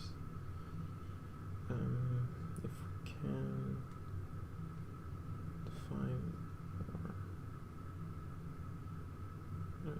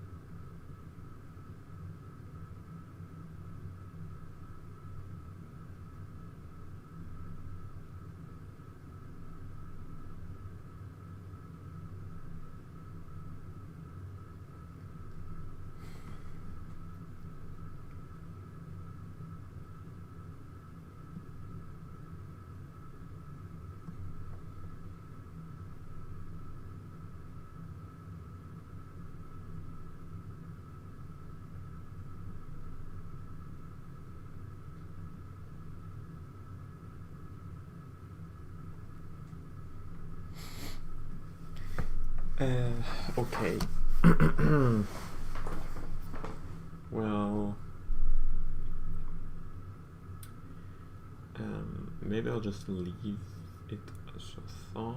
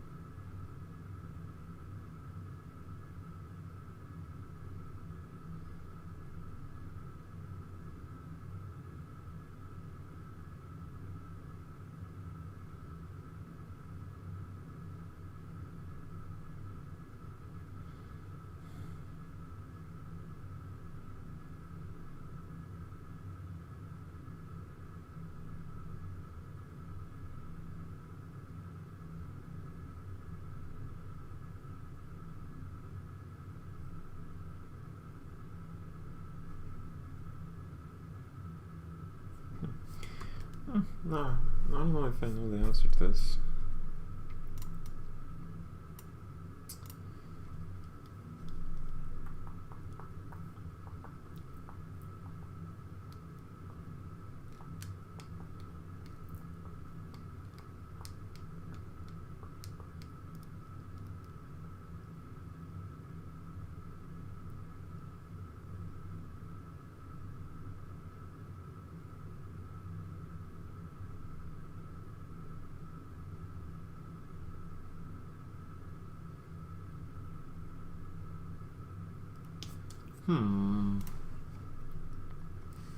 Like, I was thinking maybe can we always define a norm in a vector space?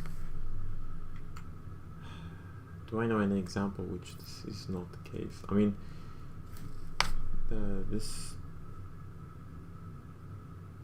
I don't know, like for inner products, I mean, the usual picture you draw is like this, like a Venn diagram type, or barely a Venn diagram, but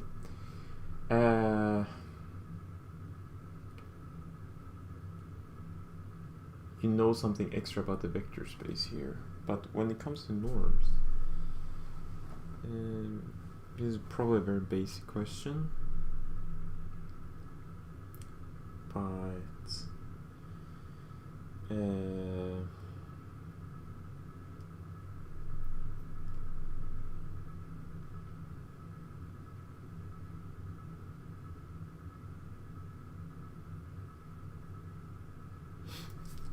like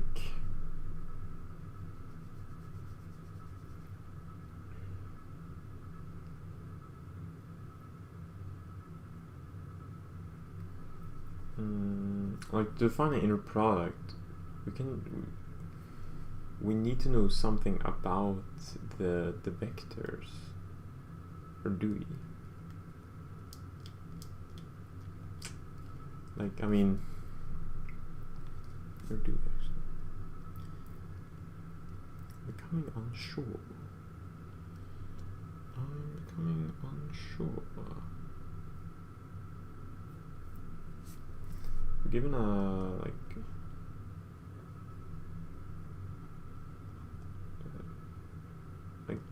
the norm we're working with in L2 is this kind of thing, which is or I guess the vector inner product space.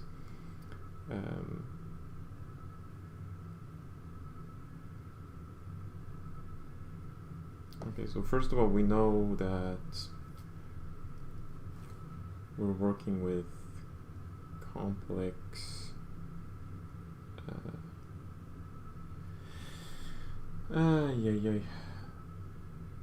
feel like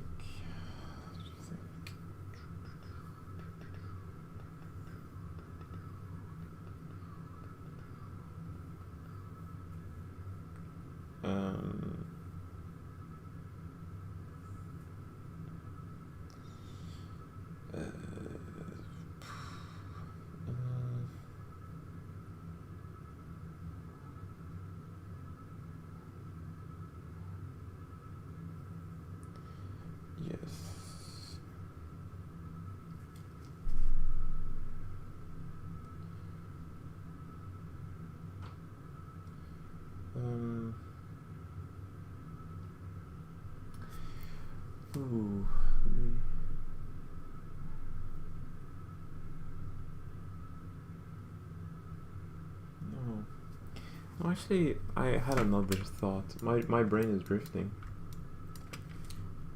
I'm like going on a tangent. But there was a question my friend asked, and I think I know. Like, I think it's true. I had a debate with two friends about this, but I think it makes sense. Okay. So if I have R over Q,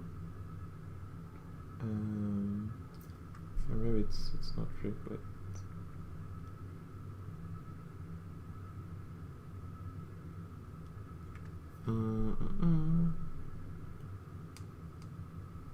Okay, maybe it's time to take a little bit of a break, so I can just gather my thoughts before moving on.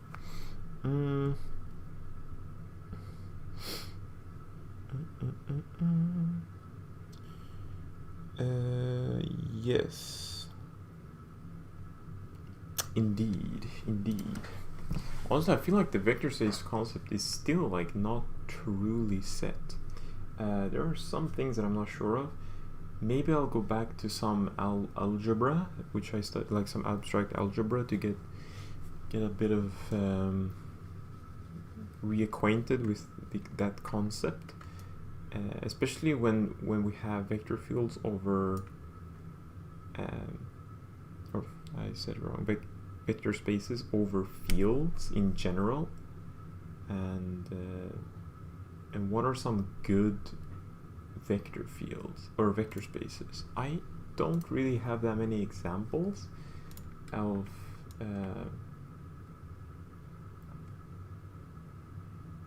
like what is a normed or like a vector space without an inner product, where you cannot define.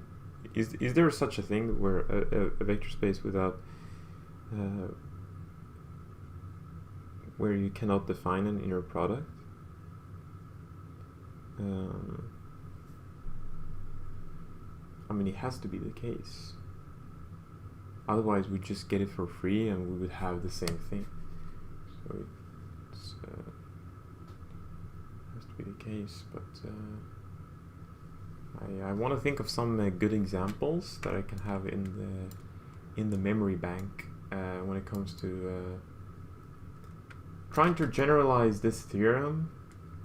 That's basically my goal right now.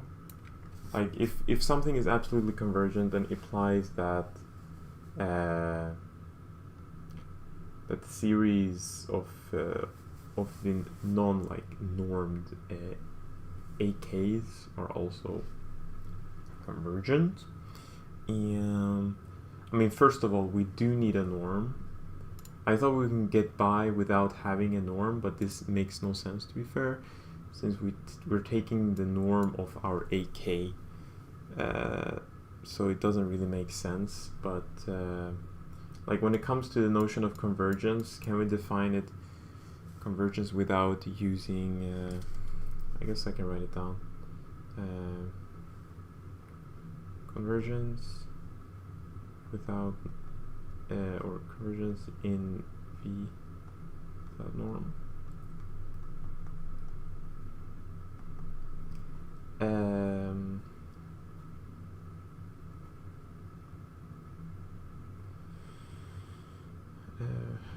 Well, yeah, vector space without norm.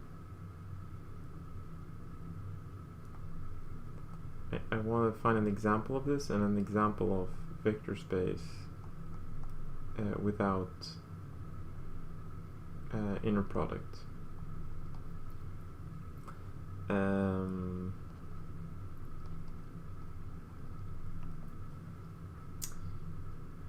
To do, I guess. Bada bing, bada boom. Alright then. Well, it seems like everyone is confused, and I guess that just kind of reflects my mentality. Since we have like no comments in the chat, which is never a good sign. but yeah. I'll take like a dinner break or whatever break. I don't know, it's kind of late, so it's not really dinner, but it's like late night snack food-ish.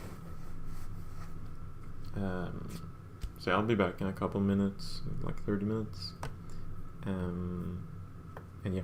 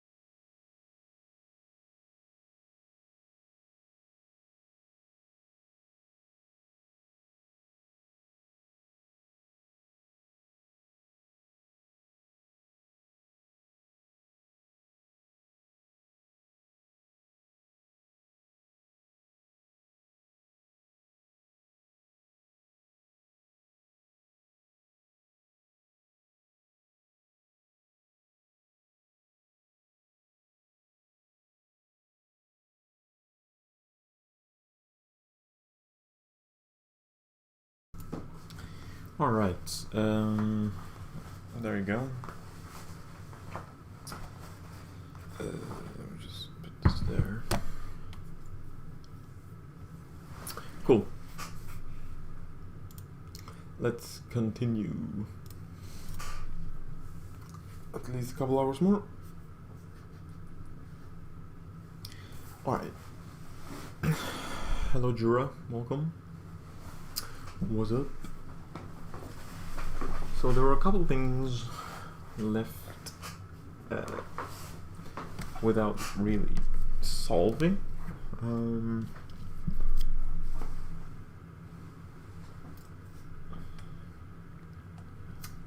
Alright. How many hours you're planning? Playing like the title, like the thumbnail says, to do 5 hours. So around 1.5 hours more left of the stream. I mean, I do want to move on though. But I feel like this is kind of good, like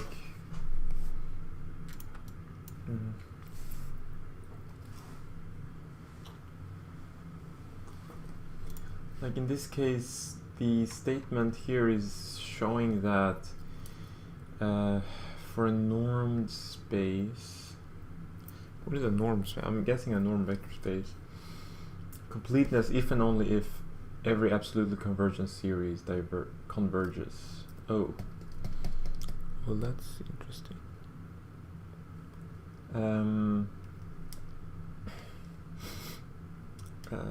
Wait, is this what it says here?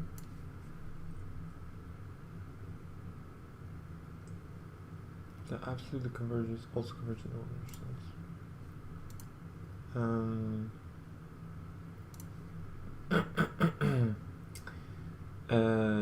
Yeah.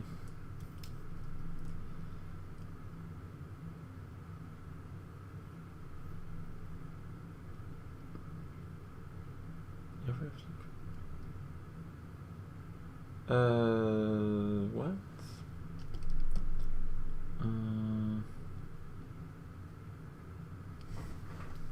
Series is less than. Okay, so this converges.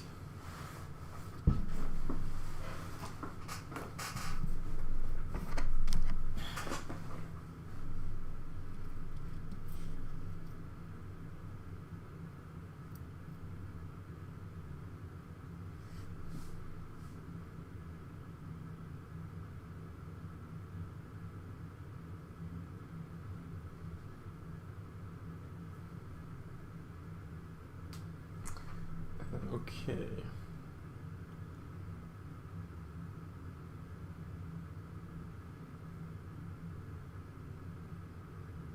Take any Cauchy sequence, suppose a subsequence, choose a subsequence like this, let z1 be equal to y and 1,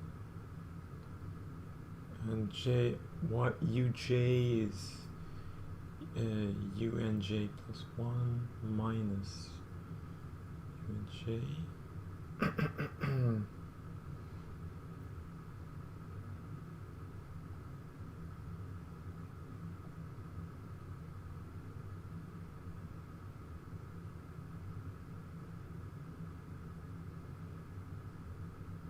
Makes this complete. Interesting.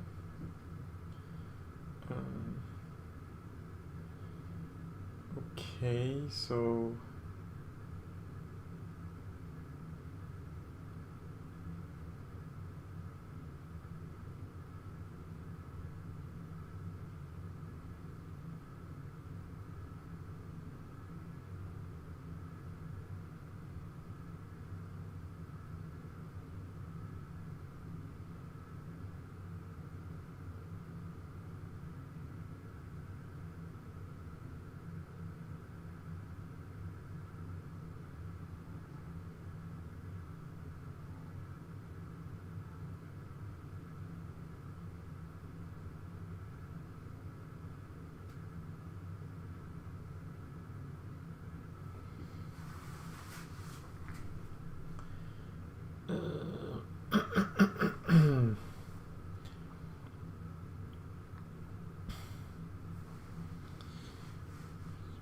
is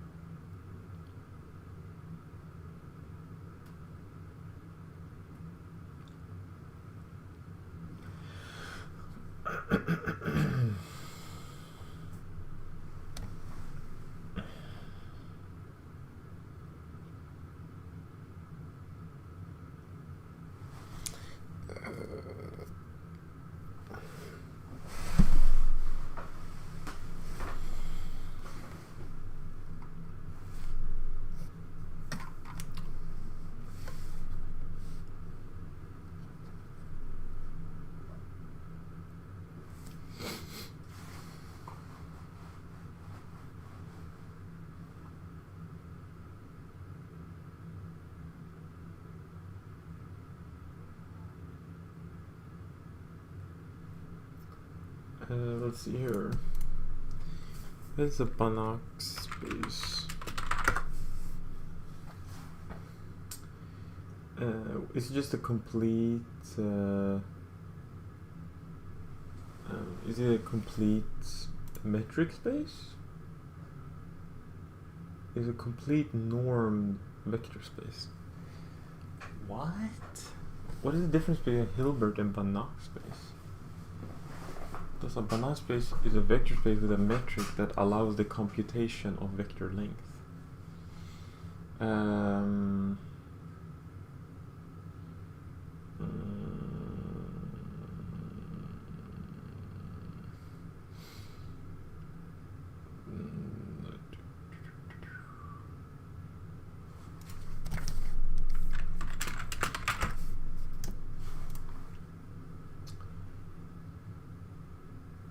Oh, I guess, okay, so this is a bit weaker.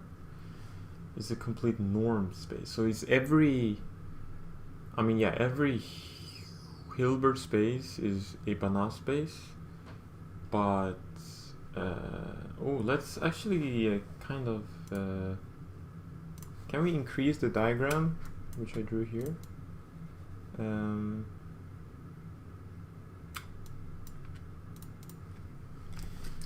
So like we have an inner product space, and then we can have a Hilbert space is like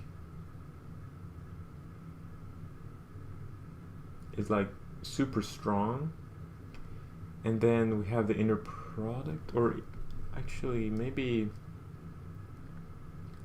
they don't speak to each other. Like we can have an inner product space, like every Hilbert space is inner product space. And also every, let's see. So we have the Banach space. Let's see. And then we have the normed vector space. Right? And then we have the Hilbert space. Every Hilbert space is a... So I guess I would draw it like this. Hilbert space.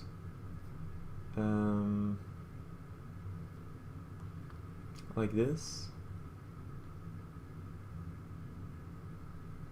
And then an inner product space is... maybe this is not a good way.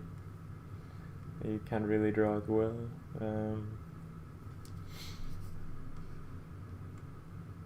Yeah, this picture doesn't really... it's not really that useful. And then you have the metric space and then topological space. Also, like, having a vector space doesn't ensure... let's see here.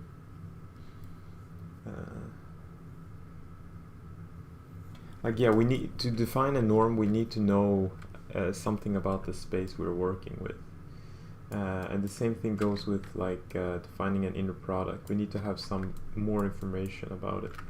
So in this case, like a vector space wouldn't be inside here at all.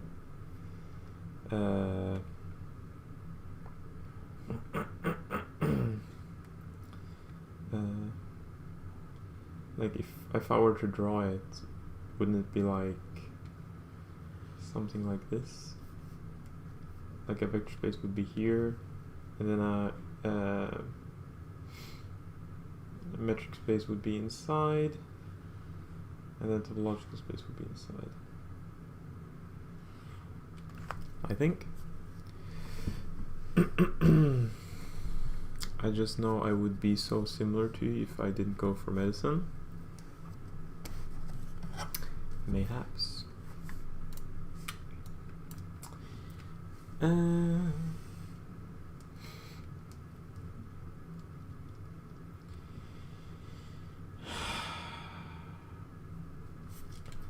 But then again, like I'm also thinking, given a vector space V and V in V, can't we define a function f of V?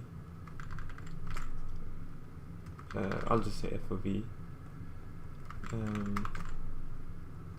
to be V if V is positive. Then again, do we have order?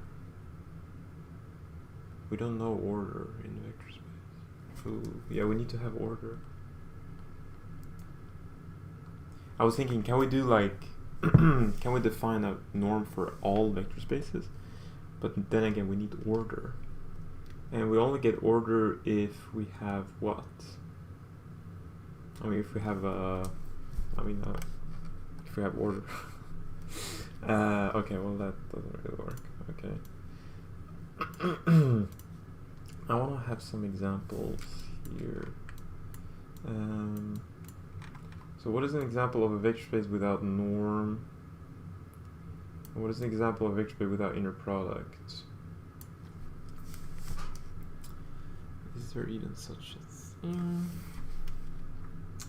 Let's just ask to what?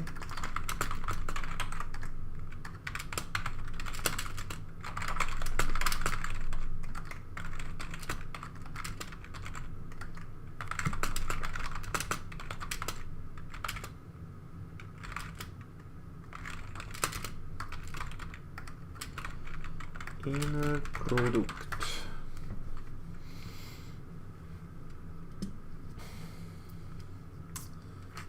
Yeah, I mean, to be fair, this lighting, I'm not sure.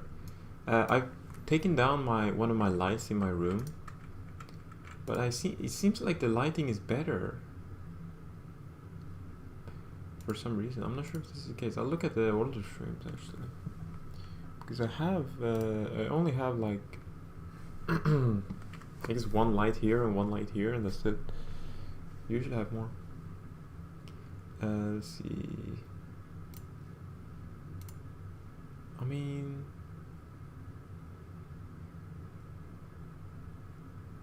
I would say it looks kind of better. I'm not gonna lie.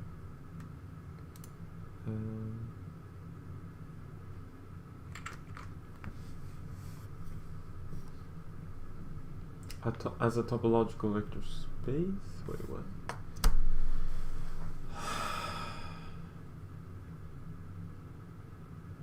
A norm space.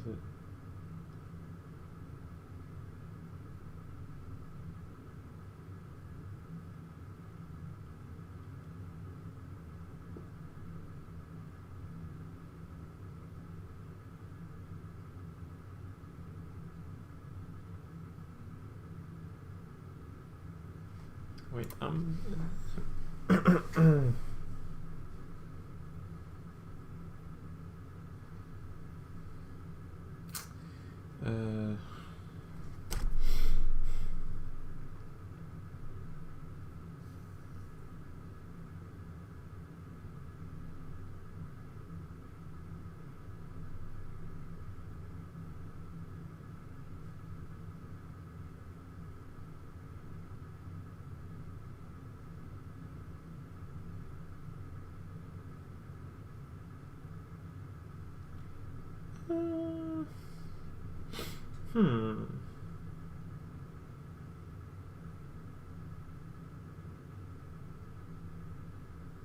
Okay, that's a good point. Like, we can define a norm that does not satisfy the parallelogram law.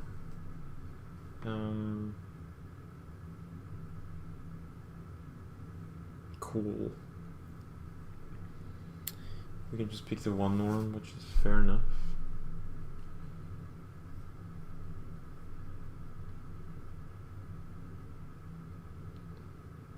Fair enough. Okay.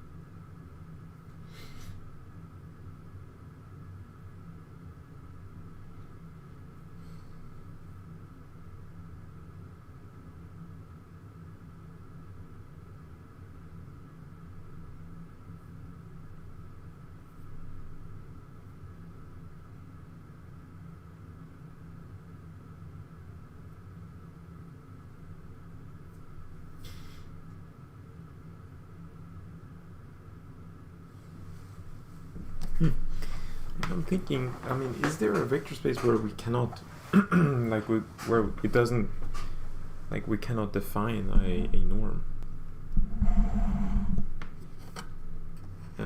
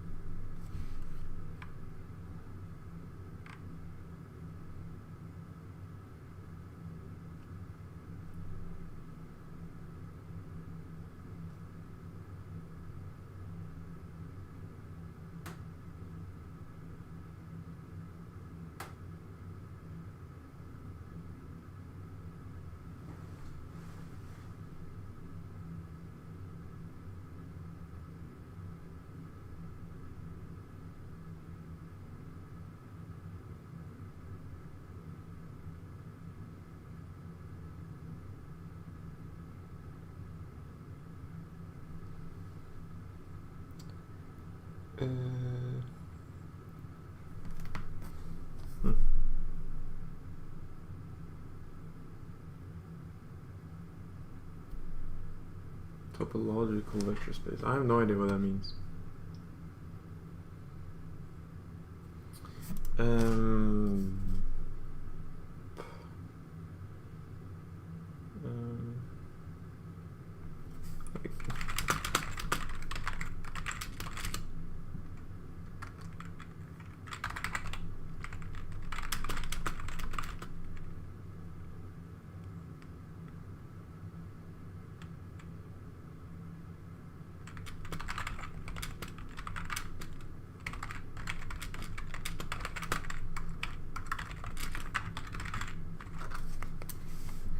I feel like I should have some in mind though. Let me think.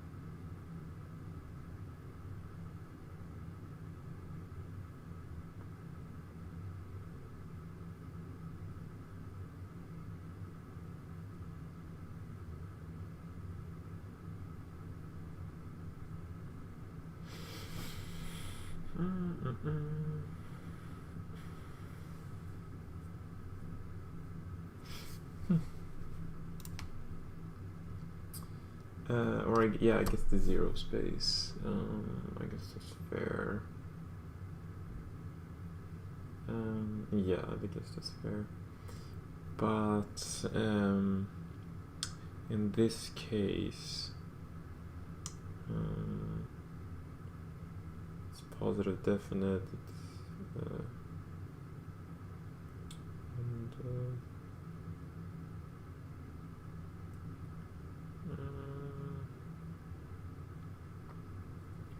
also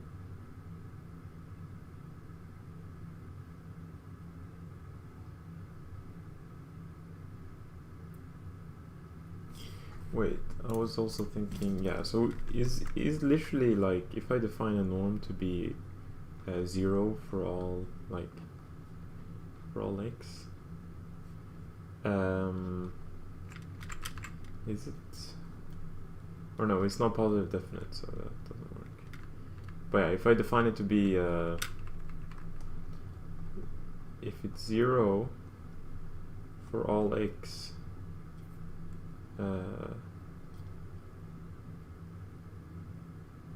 that is not 0, and or rather, if it's 1, and then if it's 0, if x is 0, then we have positive definitive, we have triangle inequality, maybe not actually, or yeah, we do have triangle inequality. If both are non-zero, yeah, and we have homogeneity.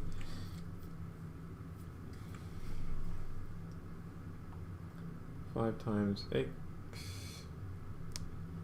absolute value is equal to 5, and we have, well, it's not homogeneous actually.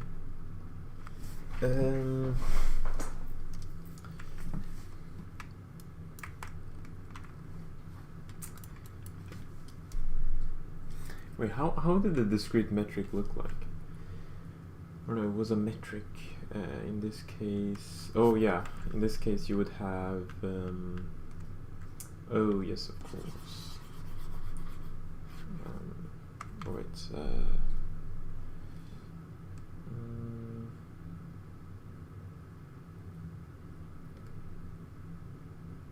I see.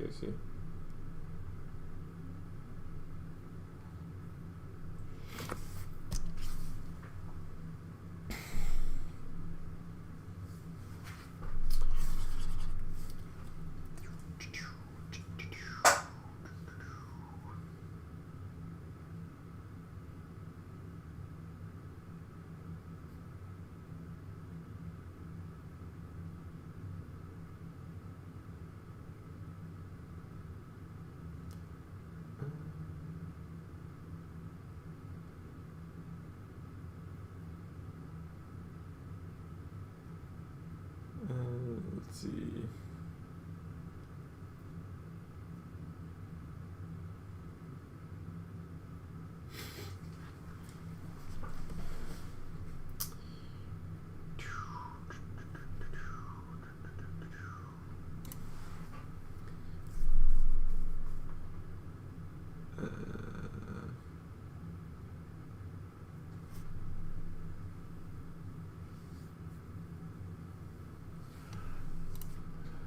Alright, maybe I'll just move on.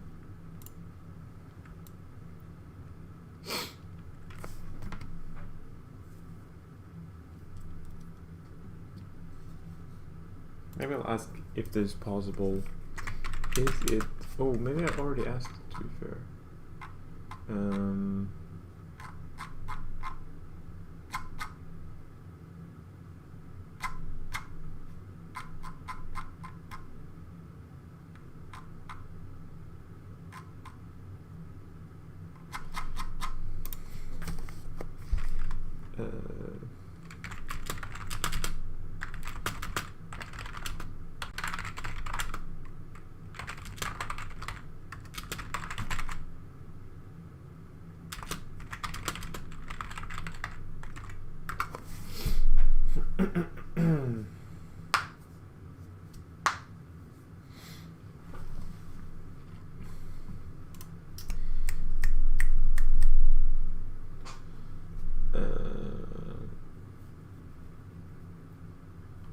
in standard once you give the space a topology.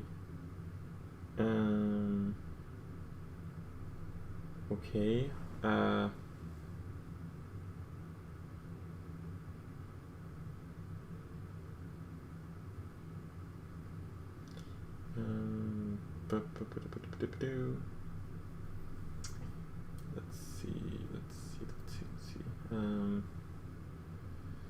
Let's see.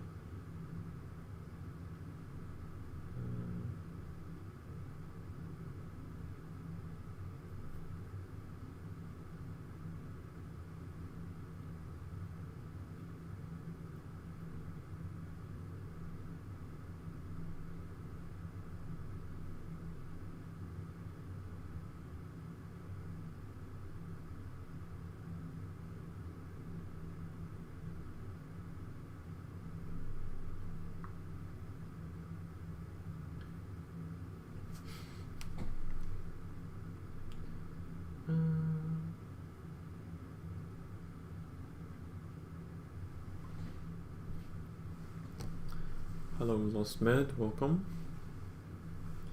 Welcome.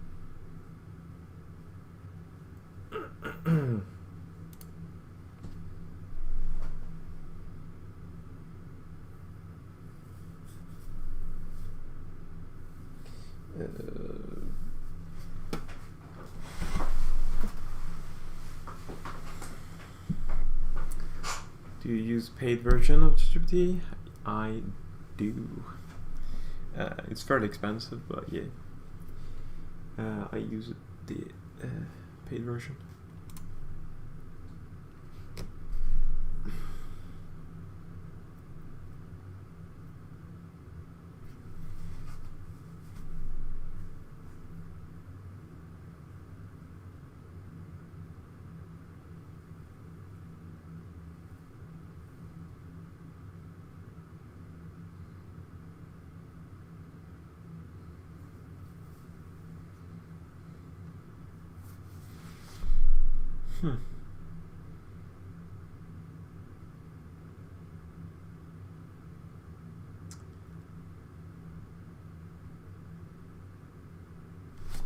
Maybe I'll just leave it. I'll write it down somewhere and I'll come back to it. I'm still a little bit unsure about this. If we can have a vector space without a norm, and what such vector spaces are. And yeah, I mean, so like, I'm also thinking there's a little bit, like if you have a metric space,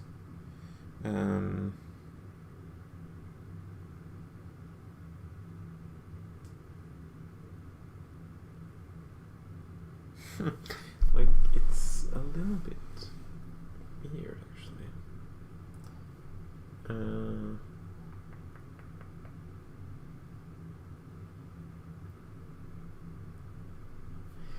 Like for a metric space, we don't care about the elements themselves. I don't think so, at least. Which is different from vector spaces. For some reason, it's just now that I'm thinking about this. For any set, we can have any metric. But this is not the same for vector space. For any like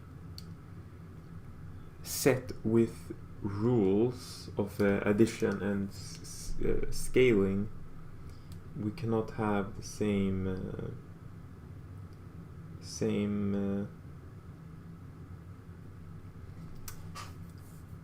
norm. I guess, yeah, we have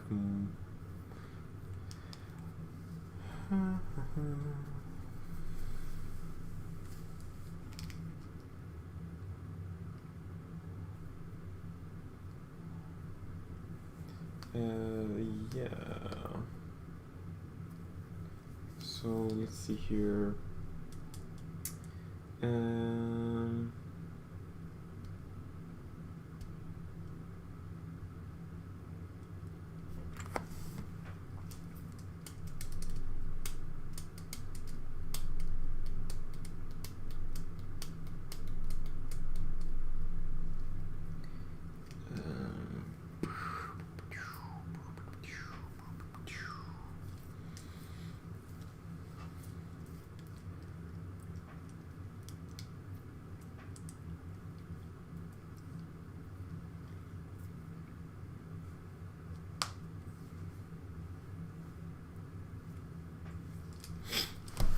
Okay. Well then. Alright, I guess I'll just leave it here, and I'll go back a little bit from the massive tangent or rabbit hole, and I have one more question actually.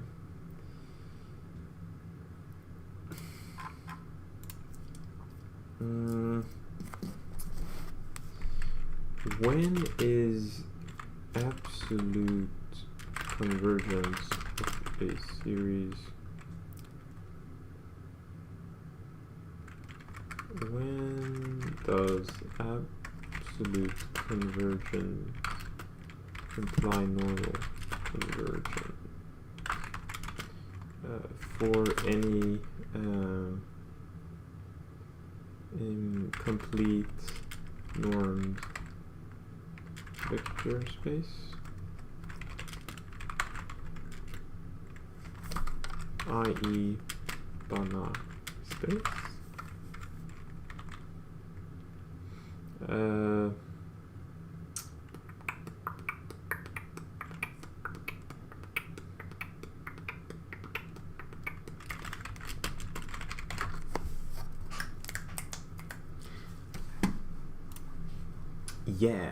Yeah. That's the question I have. Fun fact: we're still on the first page the page I started the stream with. Maybe it's not really that constructive when I just go on massive tangents and I'm just like haven't planned exactly what I'm supposed to do. Maybe I'll try to make these streams more structured, actually. That's not a bad suggestion.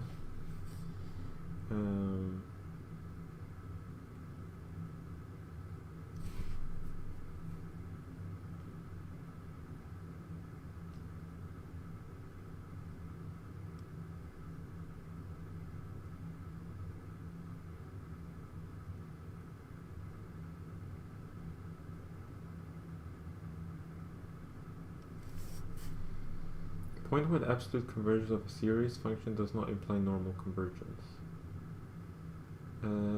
If you view the functions as elements of the Banach space, wait a minute, what is this? Y of bounded y-valued functions on E with the subnorm, then normal convergence is exactly absolute convergence in that norm.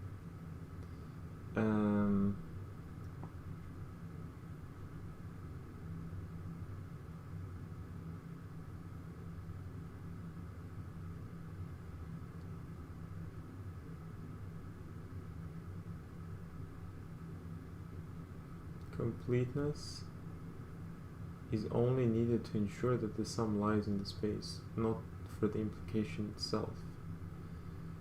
Okay, well, this is interesting. And y normed space.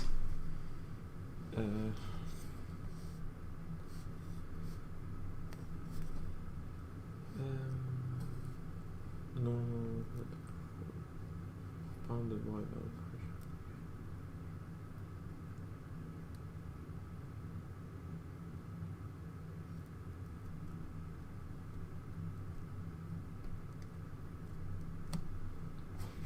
Let E and be norm E be a set and y norm space of Fn.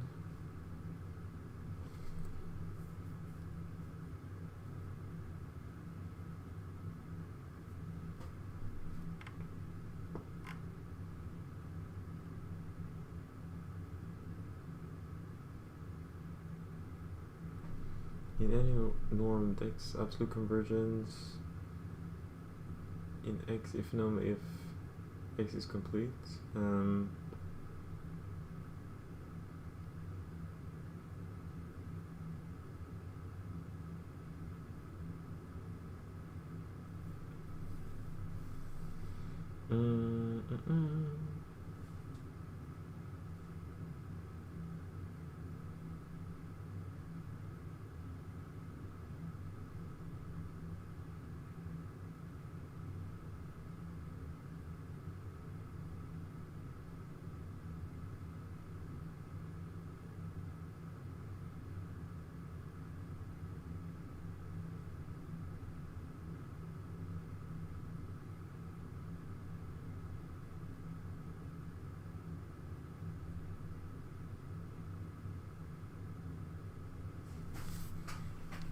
not sure if that cleared anything actually.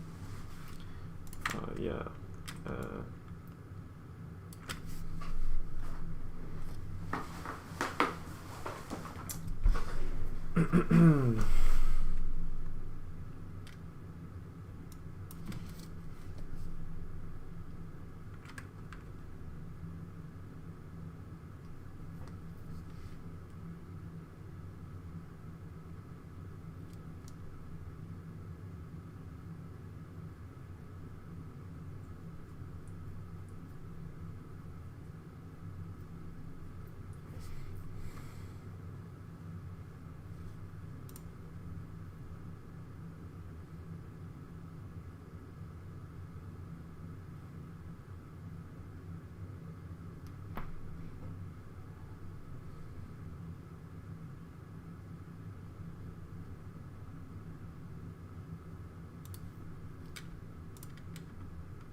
Okay. Okay. Let's see.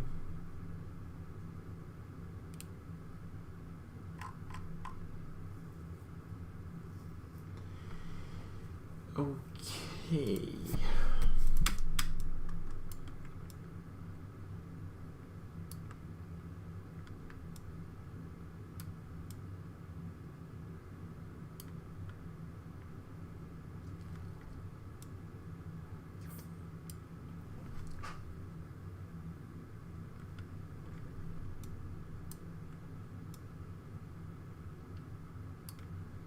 Alright, so this is also another tangent, which I don't know the answer for it really. I think it's true though, but I don't know the proof here.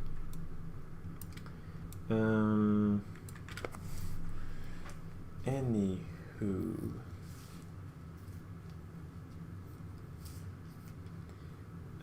Alright, maybe I'll just move on. Still, this proof doesn't make total sense to me by completeness, but I know, what do I know? So,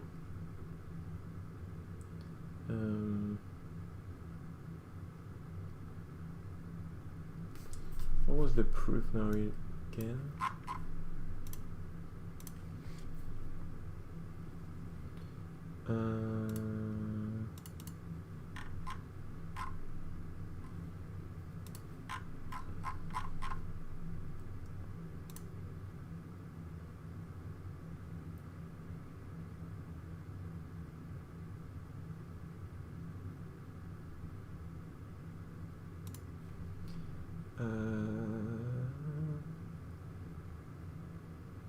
At least the topology. Okay, well this is a good.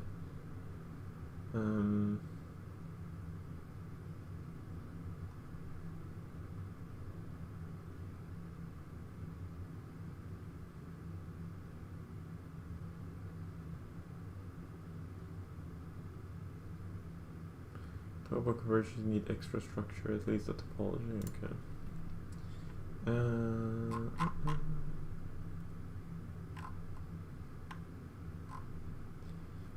Wait, or yes.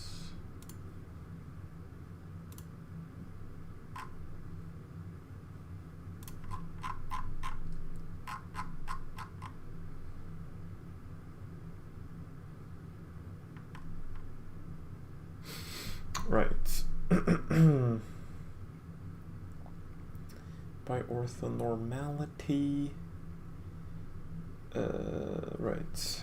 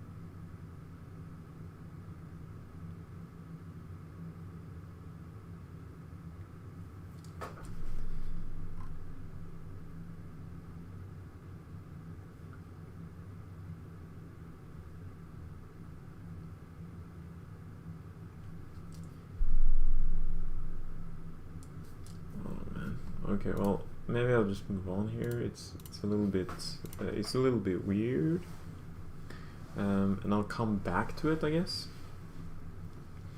I should probably write it down so I can go back to it.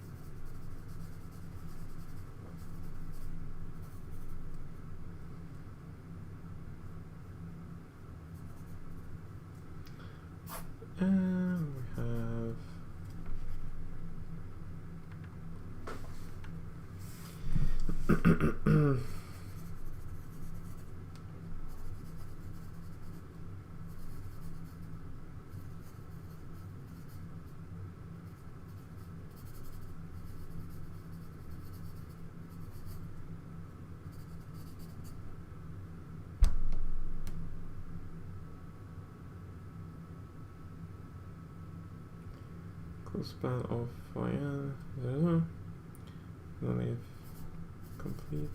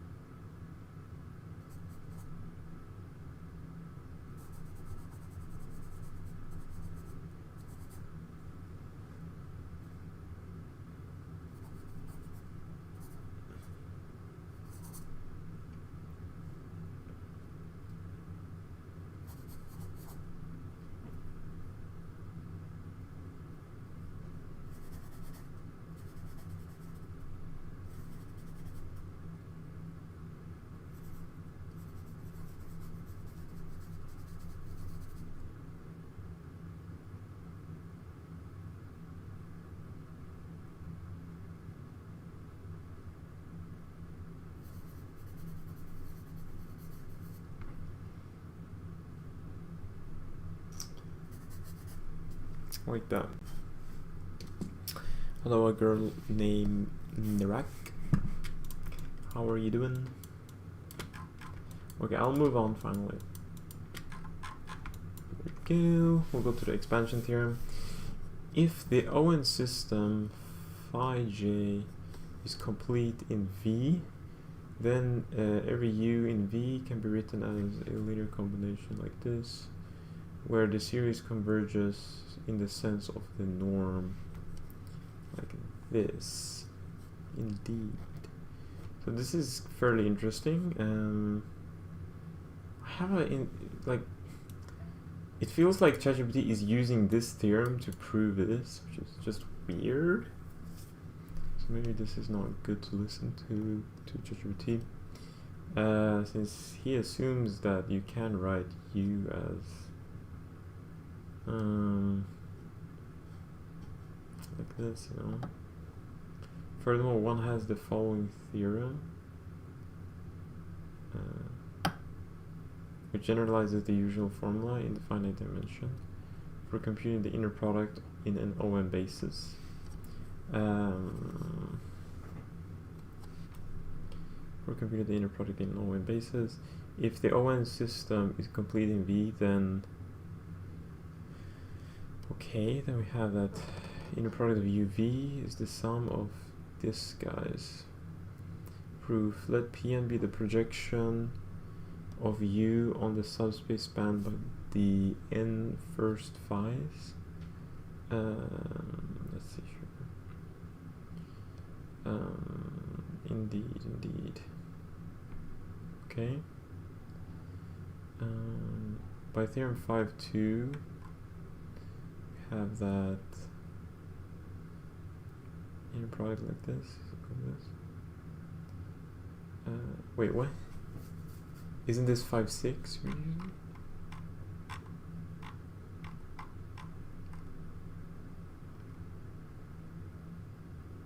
Or no? If is an O and base n dimensional inner product space, then every U in V can be written as and for one has that Pythagorean. For the inner product of two vectors, one has the following formula. Okay.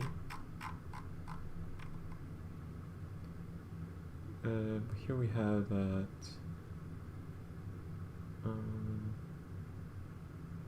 okay.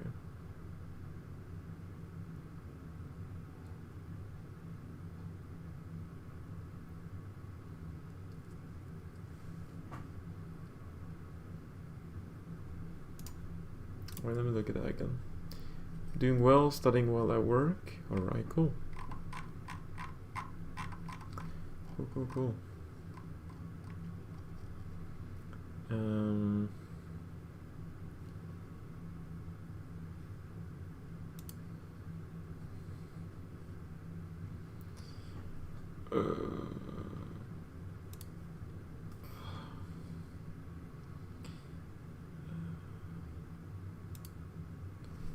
Oh, okay.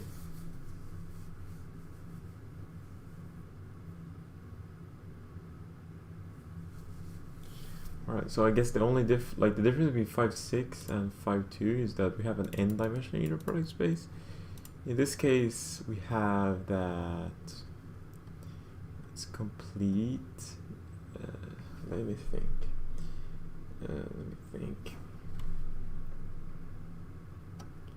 Okay, I guess. Okay.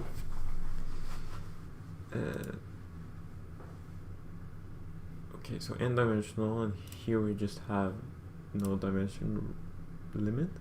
Then U in V can be written as blah blah blah blah blah. So is the only difference here that we have infinite dimensions? Okay, I guess so. By theorem 5.2, we have that this is equal to this, and we have that by using the triangle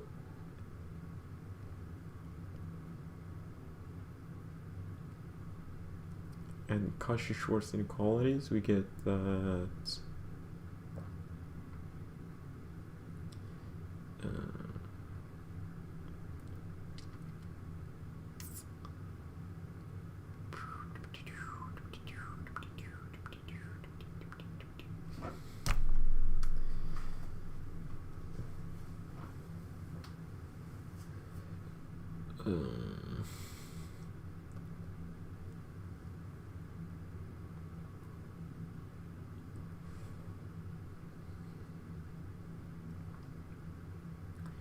use bezel as well. We have what? Okay.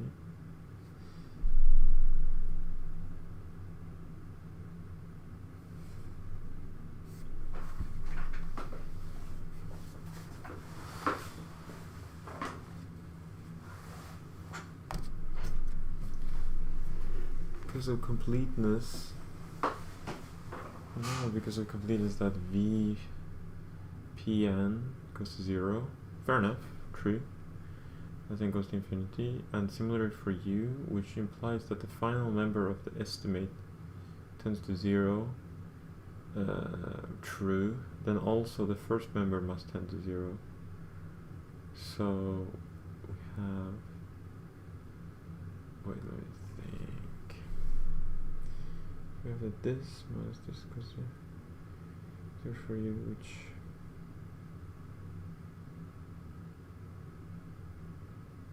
Oh yes, of course, yes. These two go to 0. So if these two go to 0, we must have this. Yeah, something greater goes to 0, and this is always greater than or equal to 0. So this must also go to 0. This is pretty cool, I guess. So we must have that these two are equal then.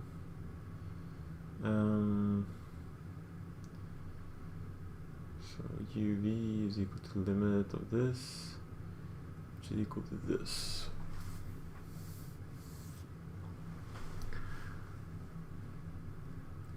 I guess I'm biased. But I guess this is the only thing that I still don't understand. They didn't prove theorem 5.5, the expansion theorem, and I still don't understand 5.4 TBH.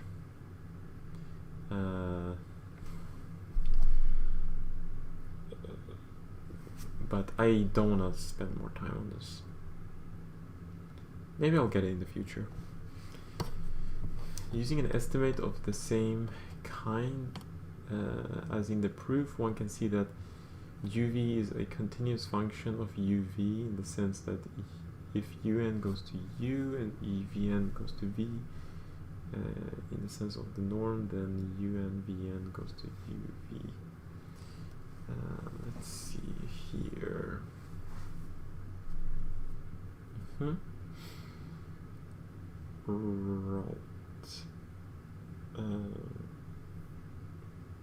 Yeah.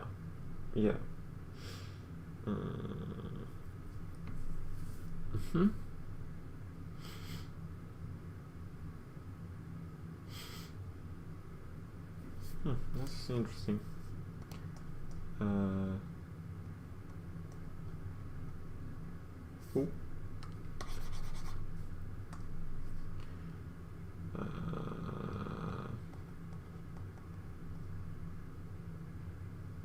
Limit of un bn so it goes to infinity is the same as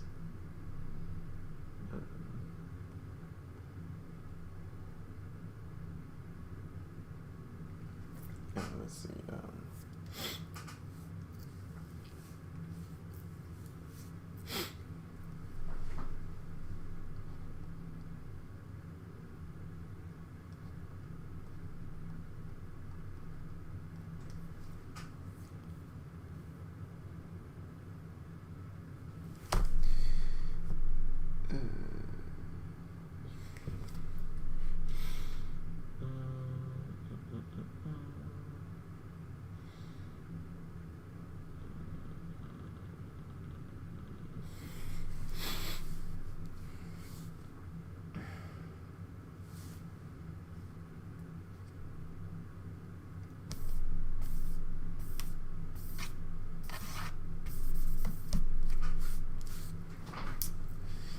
Indeed.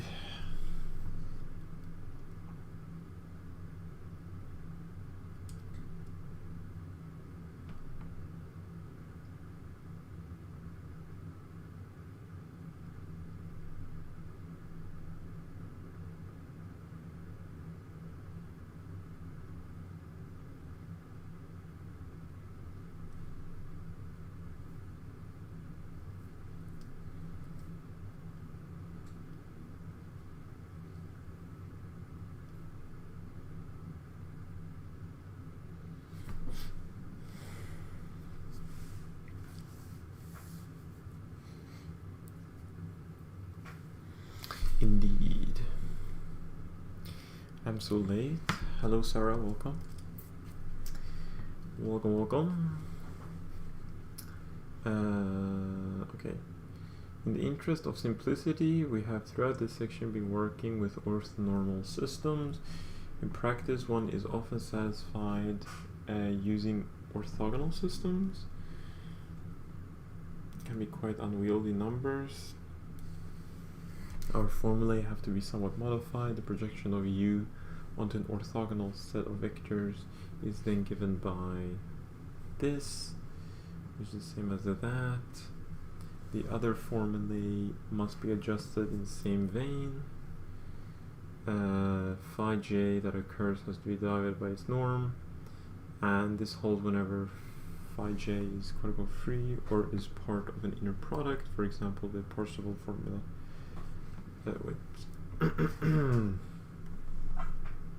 Yeah, indeed. And the formula for an inner product is... okay. Hello from India, hello Arsh. Well, that was, I think that was, oh, fight 2, okay. So, ideally, I would do 5-1 to 5-3, and then 5-7, and then 6-1 to 6, and no. And then we have 6-3, and then we have, I should probably do 7-1 to 7-3. Or no, what am I doing? No, this is the 10th tomorrow, so yeah, it's just up to 6-3 then. Or 6-1 to 6-2. And then 6-3 will be done in lecture. So okay, fair enough. I read this wrong. Yeah.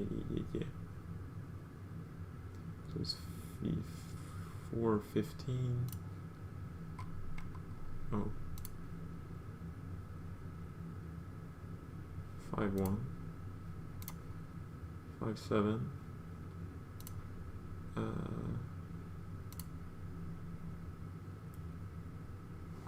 Let's see. Wait, let's do 5-7 then. I haven't done a problem today. Let's do it. Determine the polynomial p of a degree at most 1 that minimizes this guy. ex px 2dx. Hint: first find an orthogonal basis for a suitably chosen space of polynomials of degree less than or equal to 1.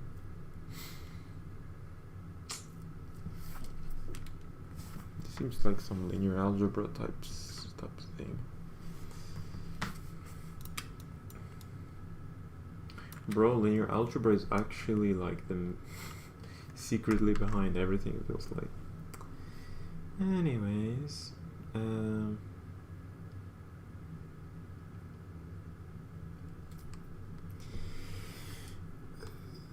okay.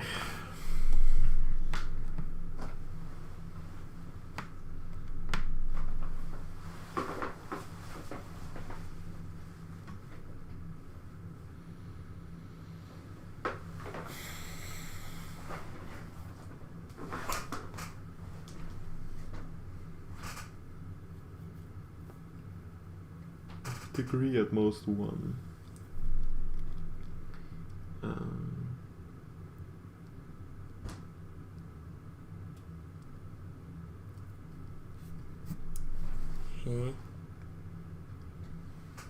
So what should our vector space be?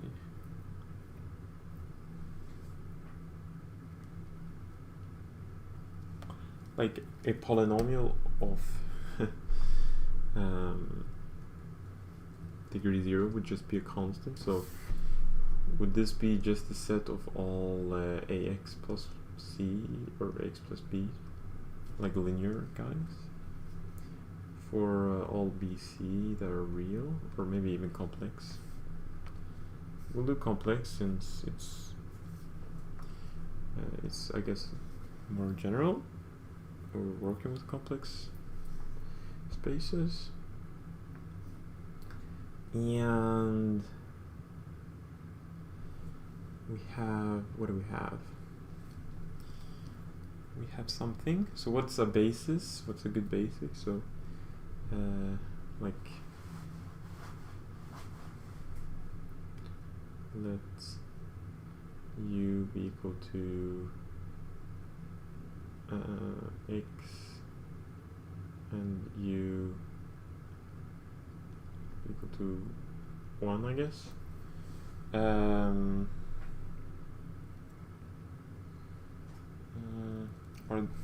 they orthonormal? So like, let's think for a moment.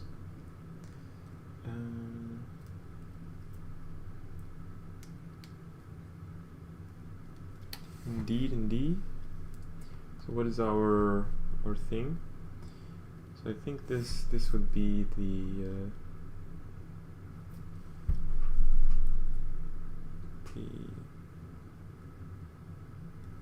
integral. I guess the question is between what values though.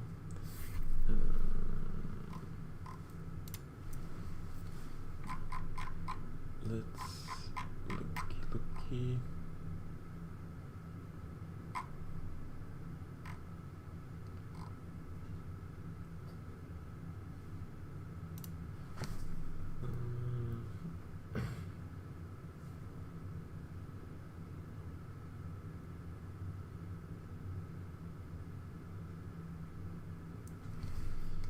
Oh, okay. Well, I guess it would be like this, or I don't know if this is even. It's a compact integral.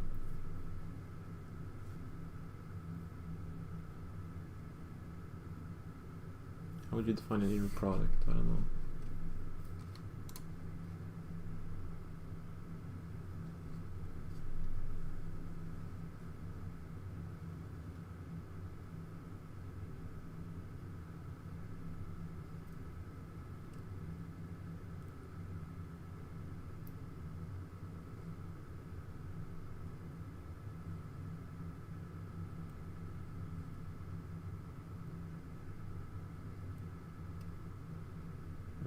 I see.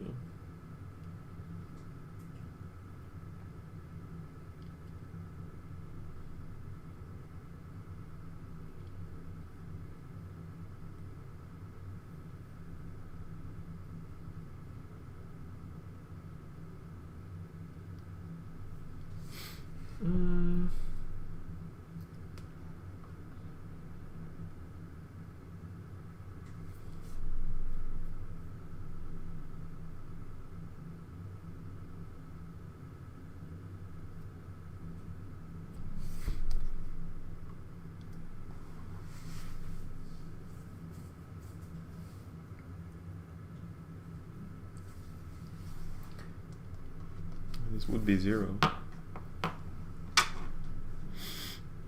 right?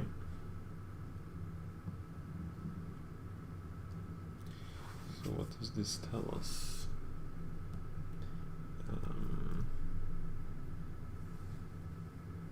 They are orthogonal.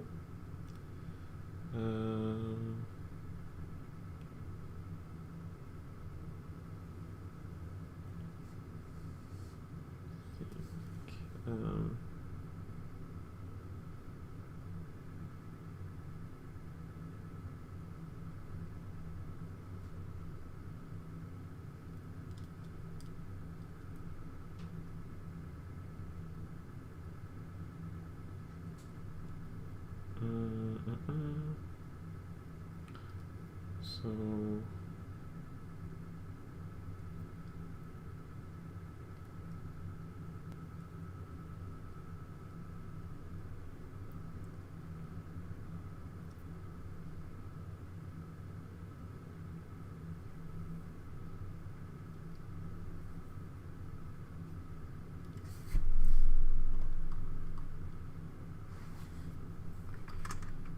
let's see.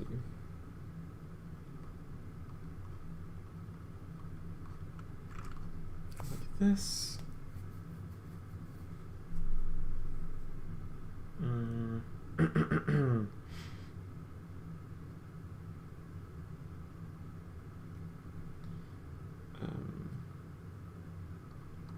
So P of X would be the projection. So you would pick P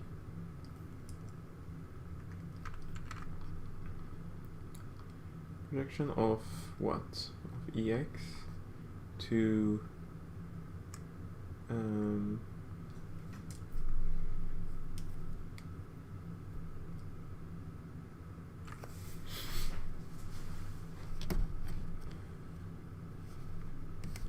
let's see.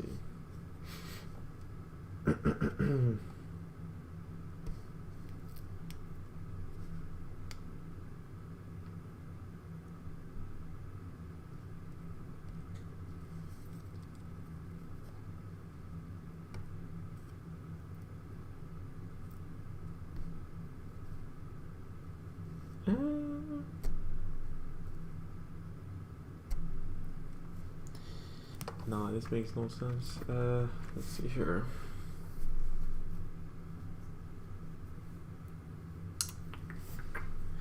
I mean, would you write this as the series? But then that would have infinite order. That's not in our space.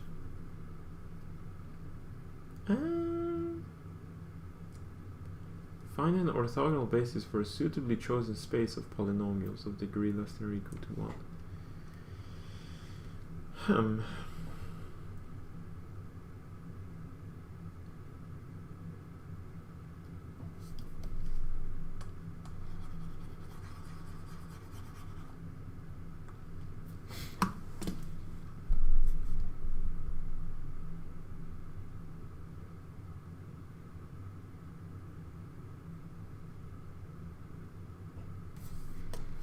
I'm not really sure where to go.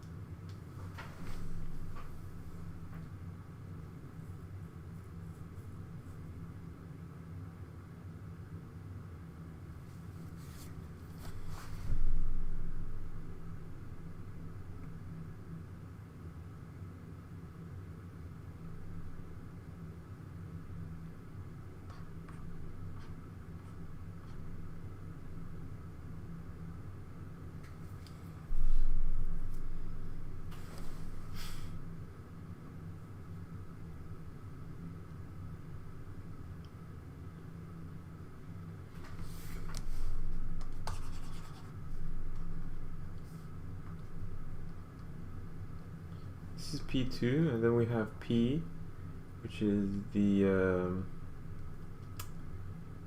like all complex polynomials.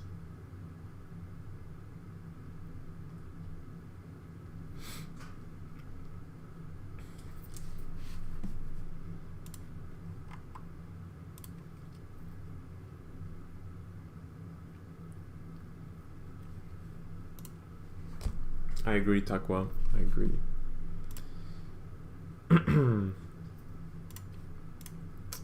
Sum is very nice. Very nice sum. All right.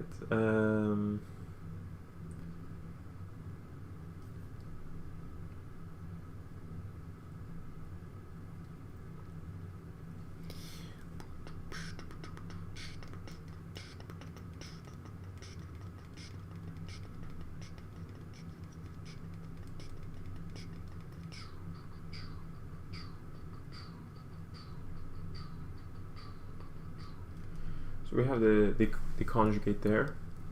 It doesn't matter since it's real. And so to minimize this, we need to minimize. I'm kind of like, I don't know. I'm not really sure what if this is correct, but yeah. We can Taylor expand EX around, you know, we can Taylor expand it, and we get like an infinite polynomial which is inside our space here, right? Formula is k like this, and we would have x to the n minus p of x.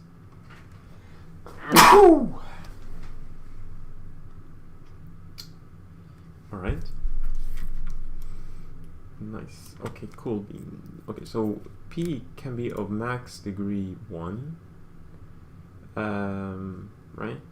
And this is a subspace of our p2, meaning like all linear functions. Or would you say even linear? It's like affine. Is that how you say it? Affine functions.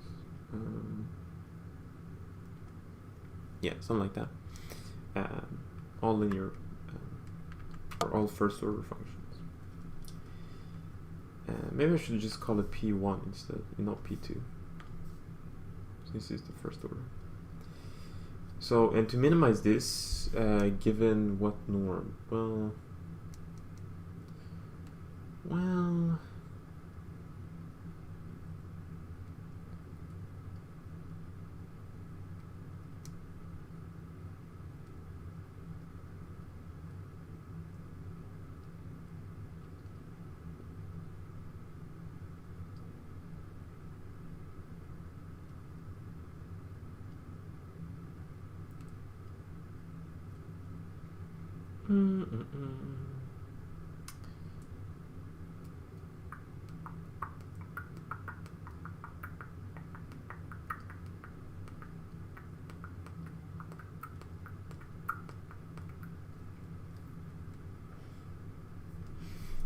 So this should be the projection of this onto our space, or like our subspace.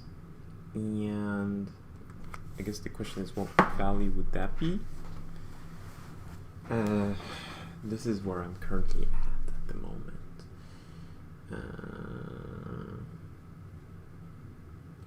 I guess to calculate this, we would have to calculate ex of phi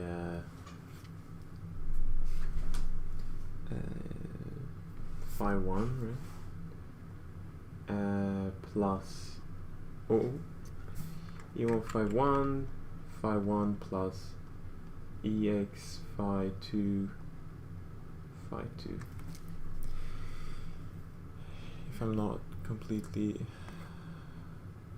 crazy.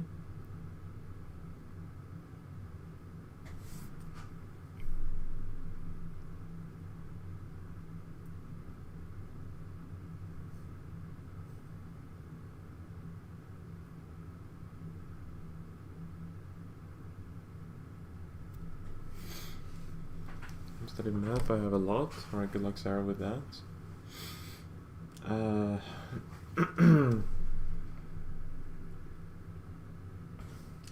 Right, so it would be the other way around. Actually, this would be 1 and this would be x. Does it matter? It doesn't really matter. No, it doesn't matter. But it seems more correct.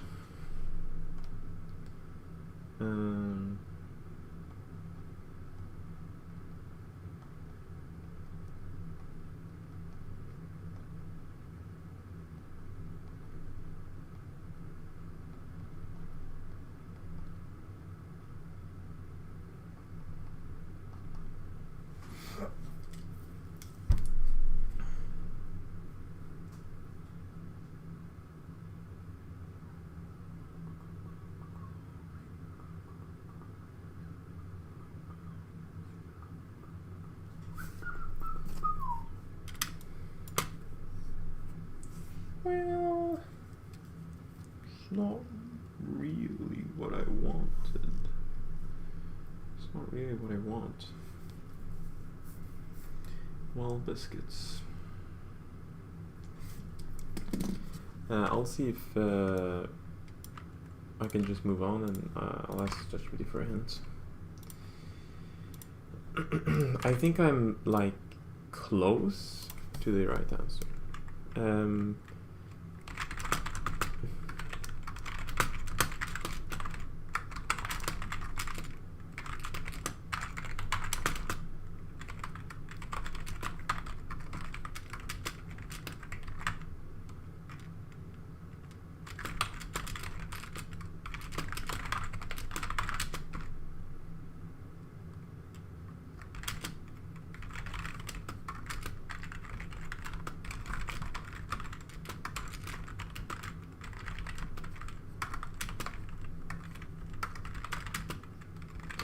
P1 of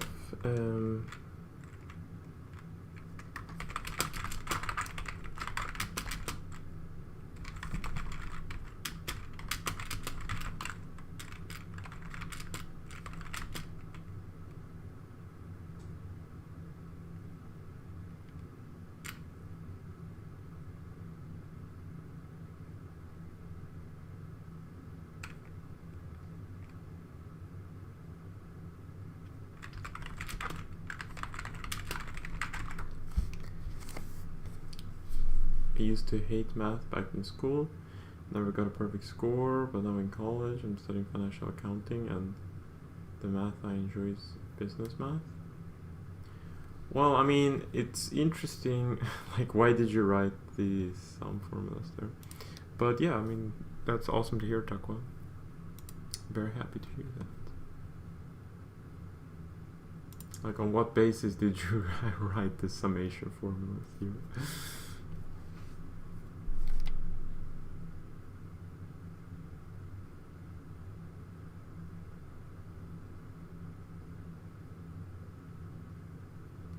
A orthogonal projection L2. Okay.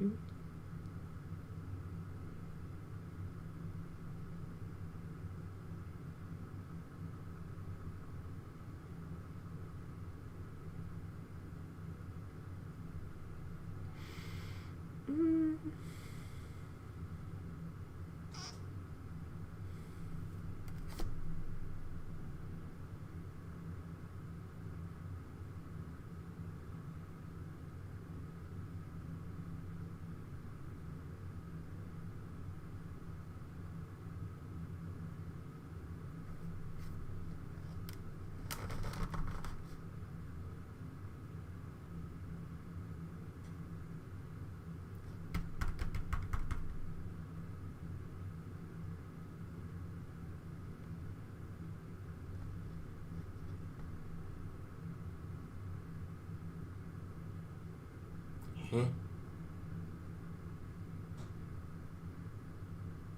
Oh, wait. Wait.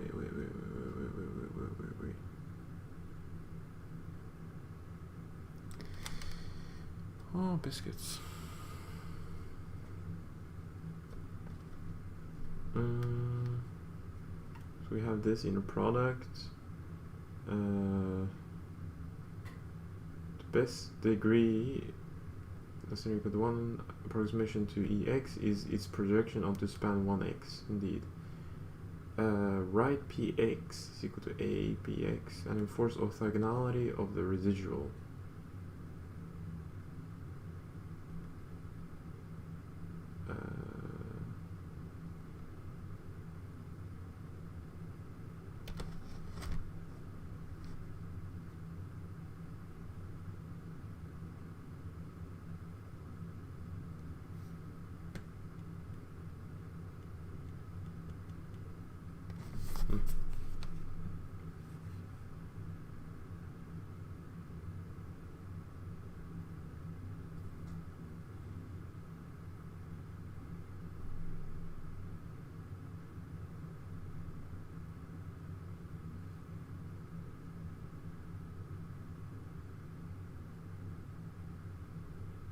Right.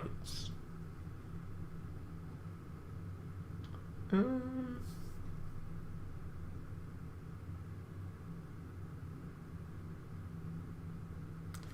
Well. Okay.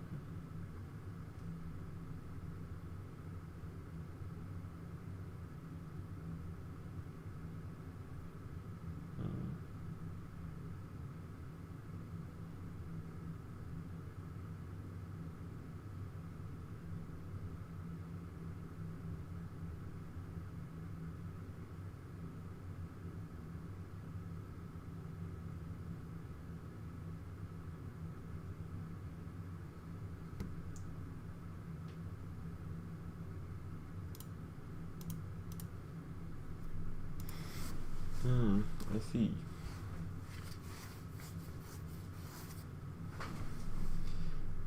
Yes, so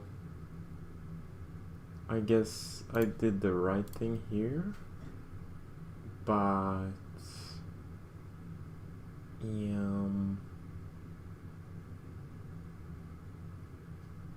I guess we don't need this.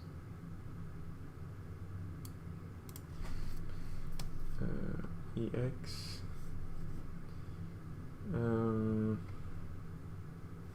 And I guess this shouldn't be from negative infinity to infinity, but rather it should be from 0 to 2, which is okay.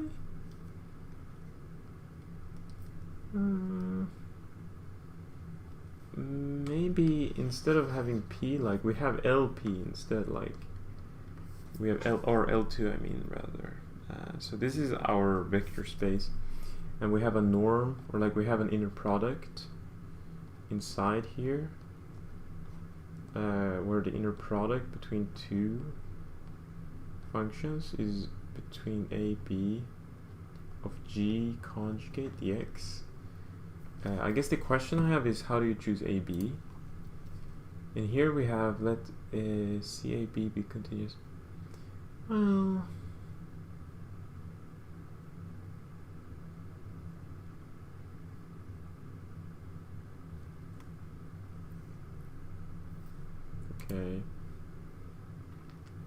okay, well, I guess we don't need to choose like the natural domain. We can just pick some random interval 0 to in this case. Let's minimize this.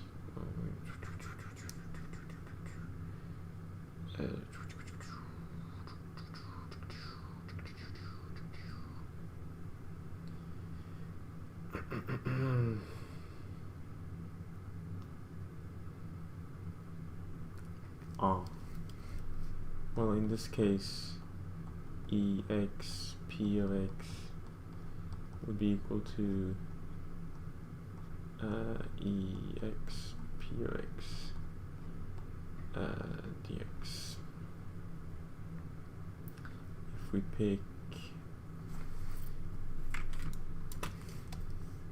If we pick blah blah blah blah blah blah blah blah blah blah blah to be equal 0 to fg conjugate dx. Okay.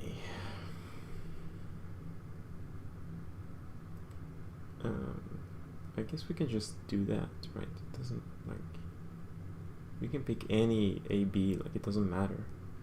We have the power. We have free will. Where it seems like it, at least.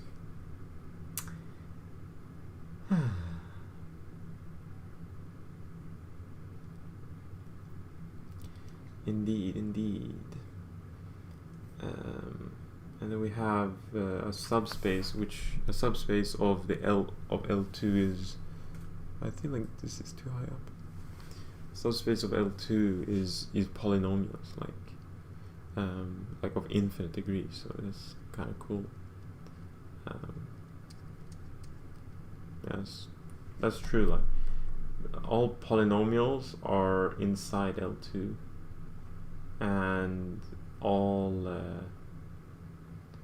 polynomials of first degree is like this. I think so.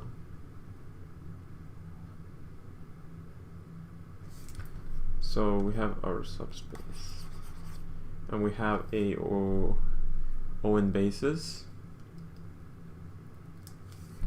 So if we just calculate E02 dx, that is just equal to EX20, which is equal to E2 minus 1.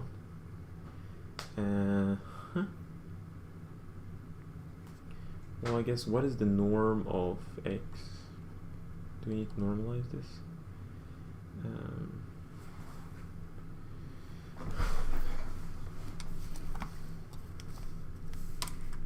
I feel like we need to normalize this.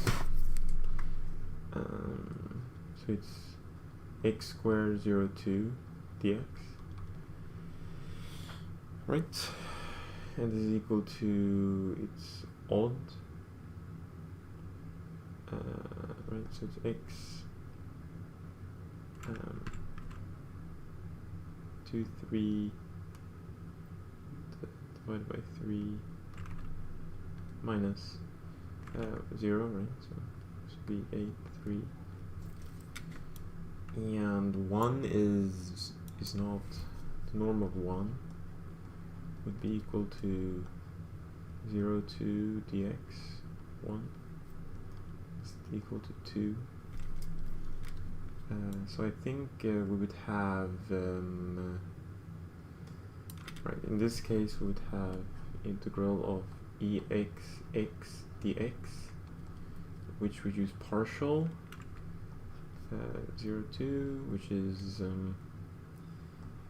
ex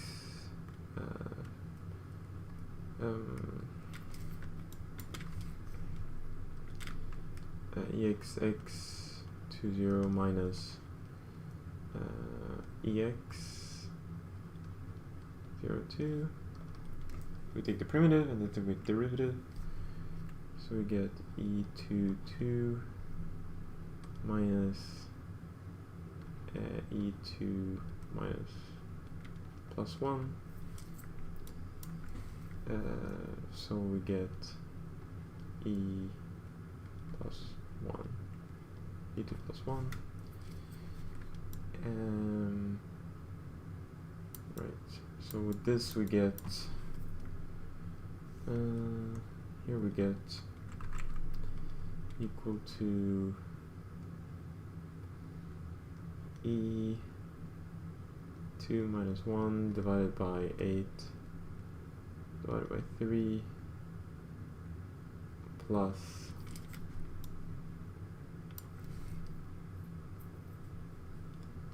e2 plus 1 divided by 2, and then we have, wait, I did this wrong.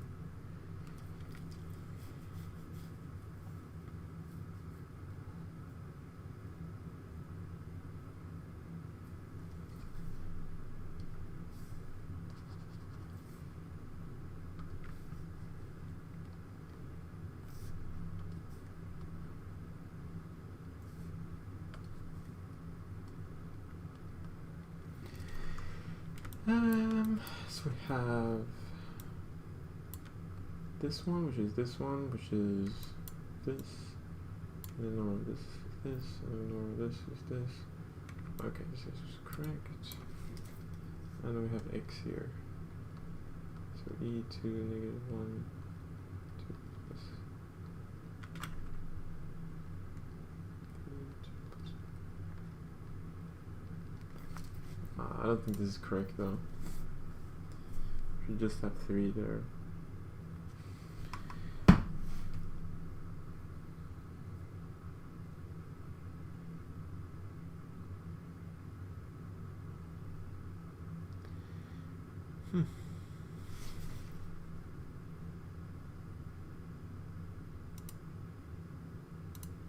At least, oh wait, did I get anything correct?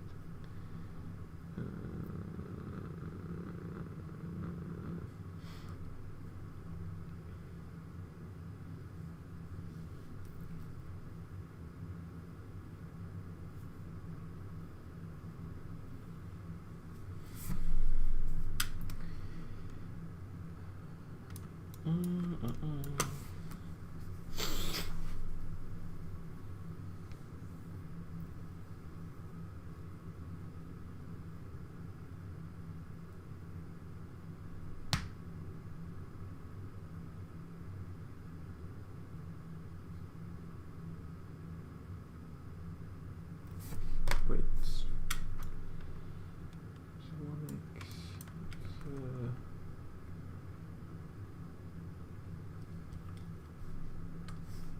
By the way, is this even? Is this not? It's not. Is it 2 2 minus? This one. It's not. They're not even orthogonal. Yeah. Yeah, they're not even orthogonal to each other. Obviously, we can use. We can't say it's an omen basis. We can't do this. So we need to use Gram-Schmidt. And yeah.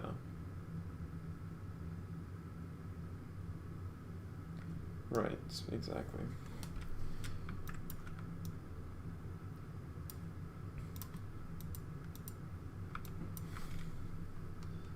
Cool.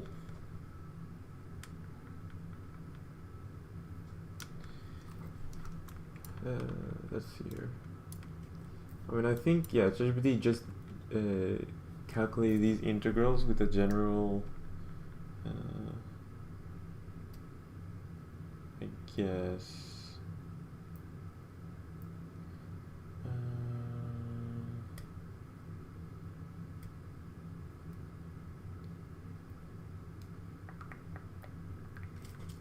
Yeah.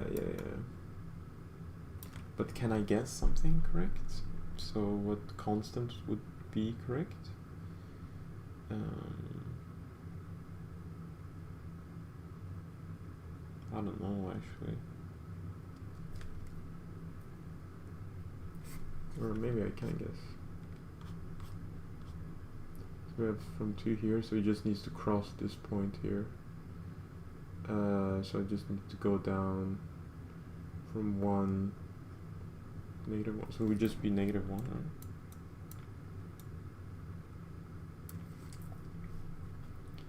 Then I get -2x.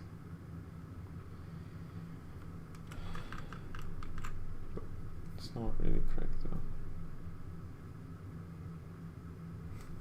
Wait, this would be 2 here. Oh no, not -1. It would be plus something. It would be -1. X times 1 minus 1x like this.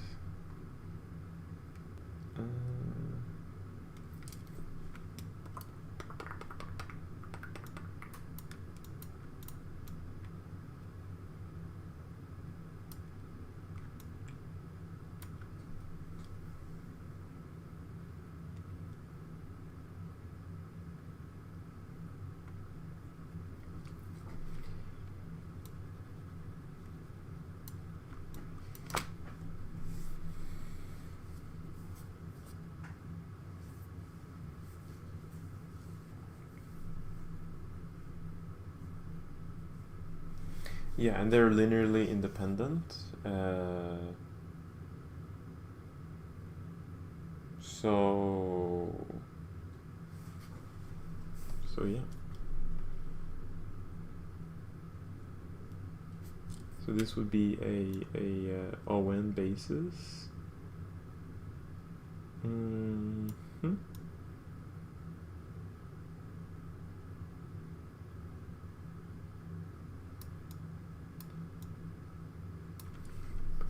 I would pick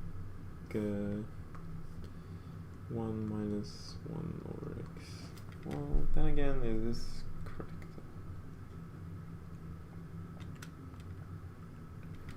Maybe it's not correct. Yeah, maybe not. You should just do the normal Gram-Schmidt.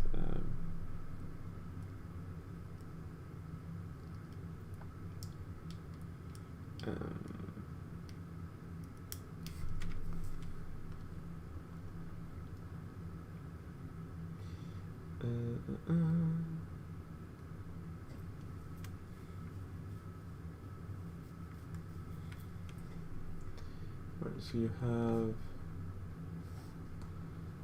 pick 1 here, then I have ax plus b 0,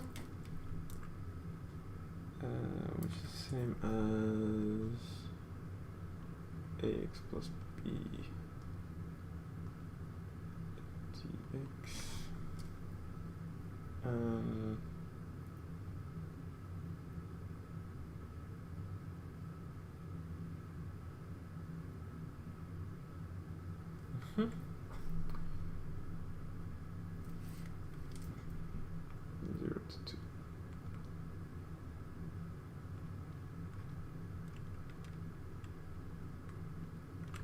So it would be 1 plus a constant plus some 2b 0, and then we would have that what?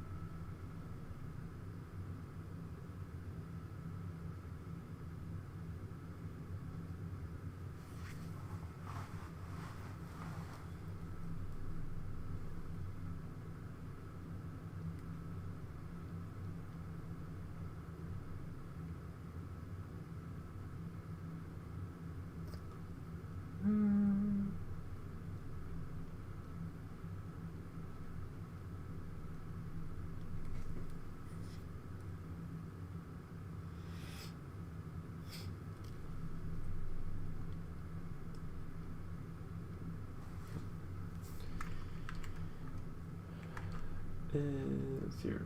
So 0 would be b, 2 would be 2a plus b, and then you would have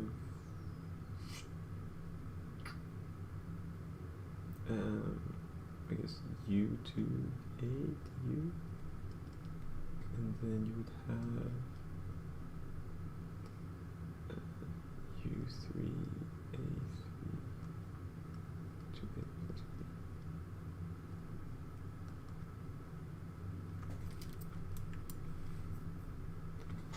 It seems a bit complex. Wait, how did Gramsci go again? How did they do it?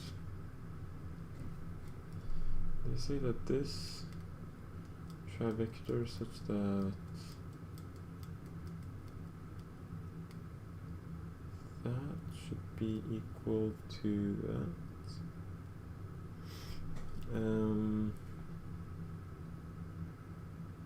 Oh, I see.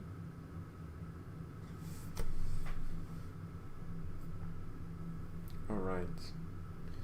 Of course. Yes. Wait.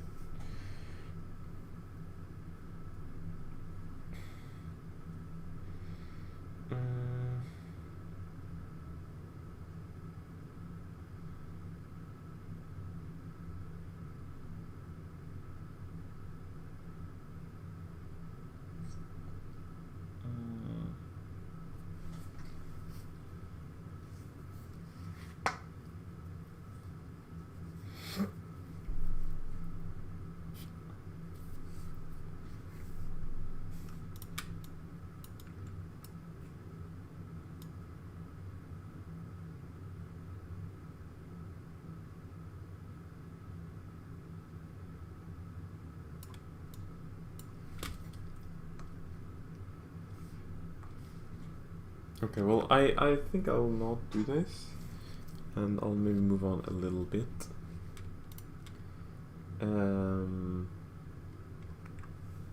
Maybe I'll just end here. I'm feeling kind of tired, and it is fairly late. I do want to fix my schedule, so that's why I'm not going more than like midnight, past midnight. So that's the idea with that. Am I like ahead? I guess I am a little bit ahead, but I haven't really continued that much. I was kind of stuck on the same page for like 3 hours, not gonna lie. But I kind of missed chapter 6.1, 6.2. So we have some examples. Maybe it's good to read this. Probably I'll read this in the morning before heading out. I just want to look at chapter 6 a little bit. Separation of variables. The solution of Fourier's problem. Ah, this was the problem they introduced in the beginning. This is a PDE though. Huh, interesting. Oh, okay, interesting. I guess I'll read this in the morning. This was a good 5 hours. Appreciate everyone joining and liking and whatever. I should probably make these streams less like my brain just like on a board, but more like structured. I guess I should make the whiteboard like my brain, but rather I should have more structure to the streams, since I feel like it was difficult for people watching and even difficult for me to understand. Like it should be fairly obvious what I'm doing, even though it maybe isn't even though it isn't understandable for everyone. It should be like obvious what I'm trying to do, I think. Anyways, I'll see you guys tomorrow. Have a good rest of your day or night, and yeah, I'll most likely be live tomorrow as well.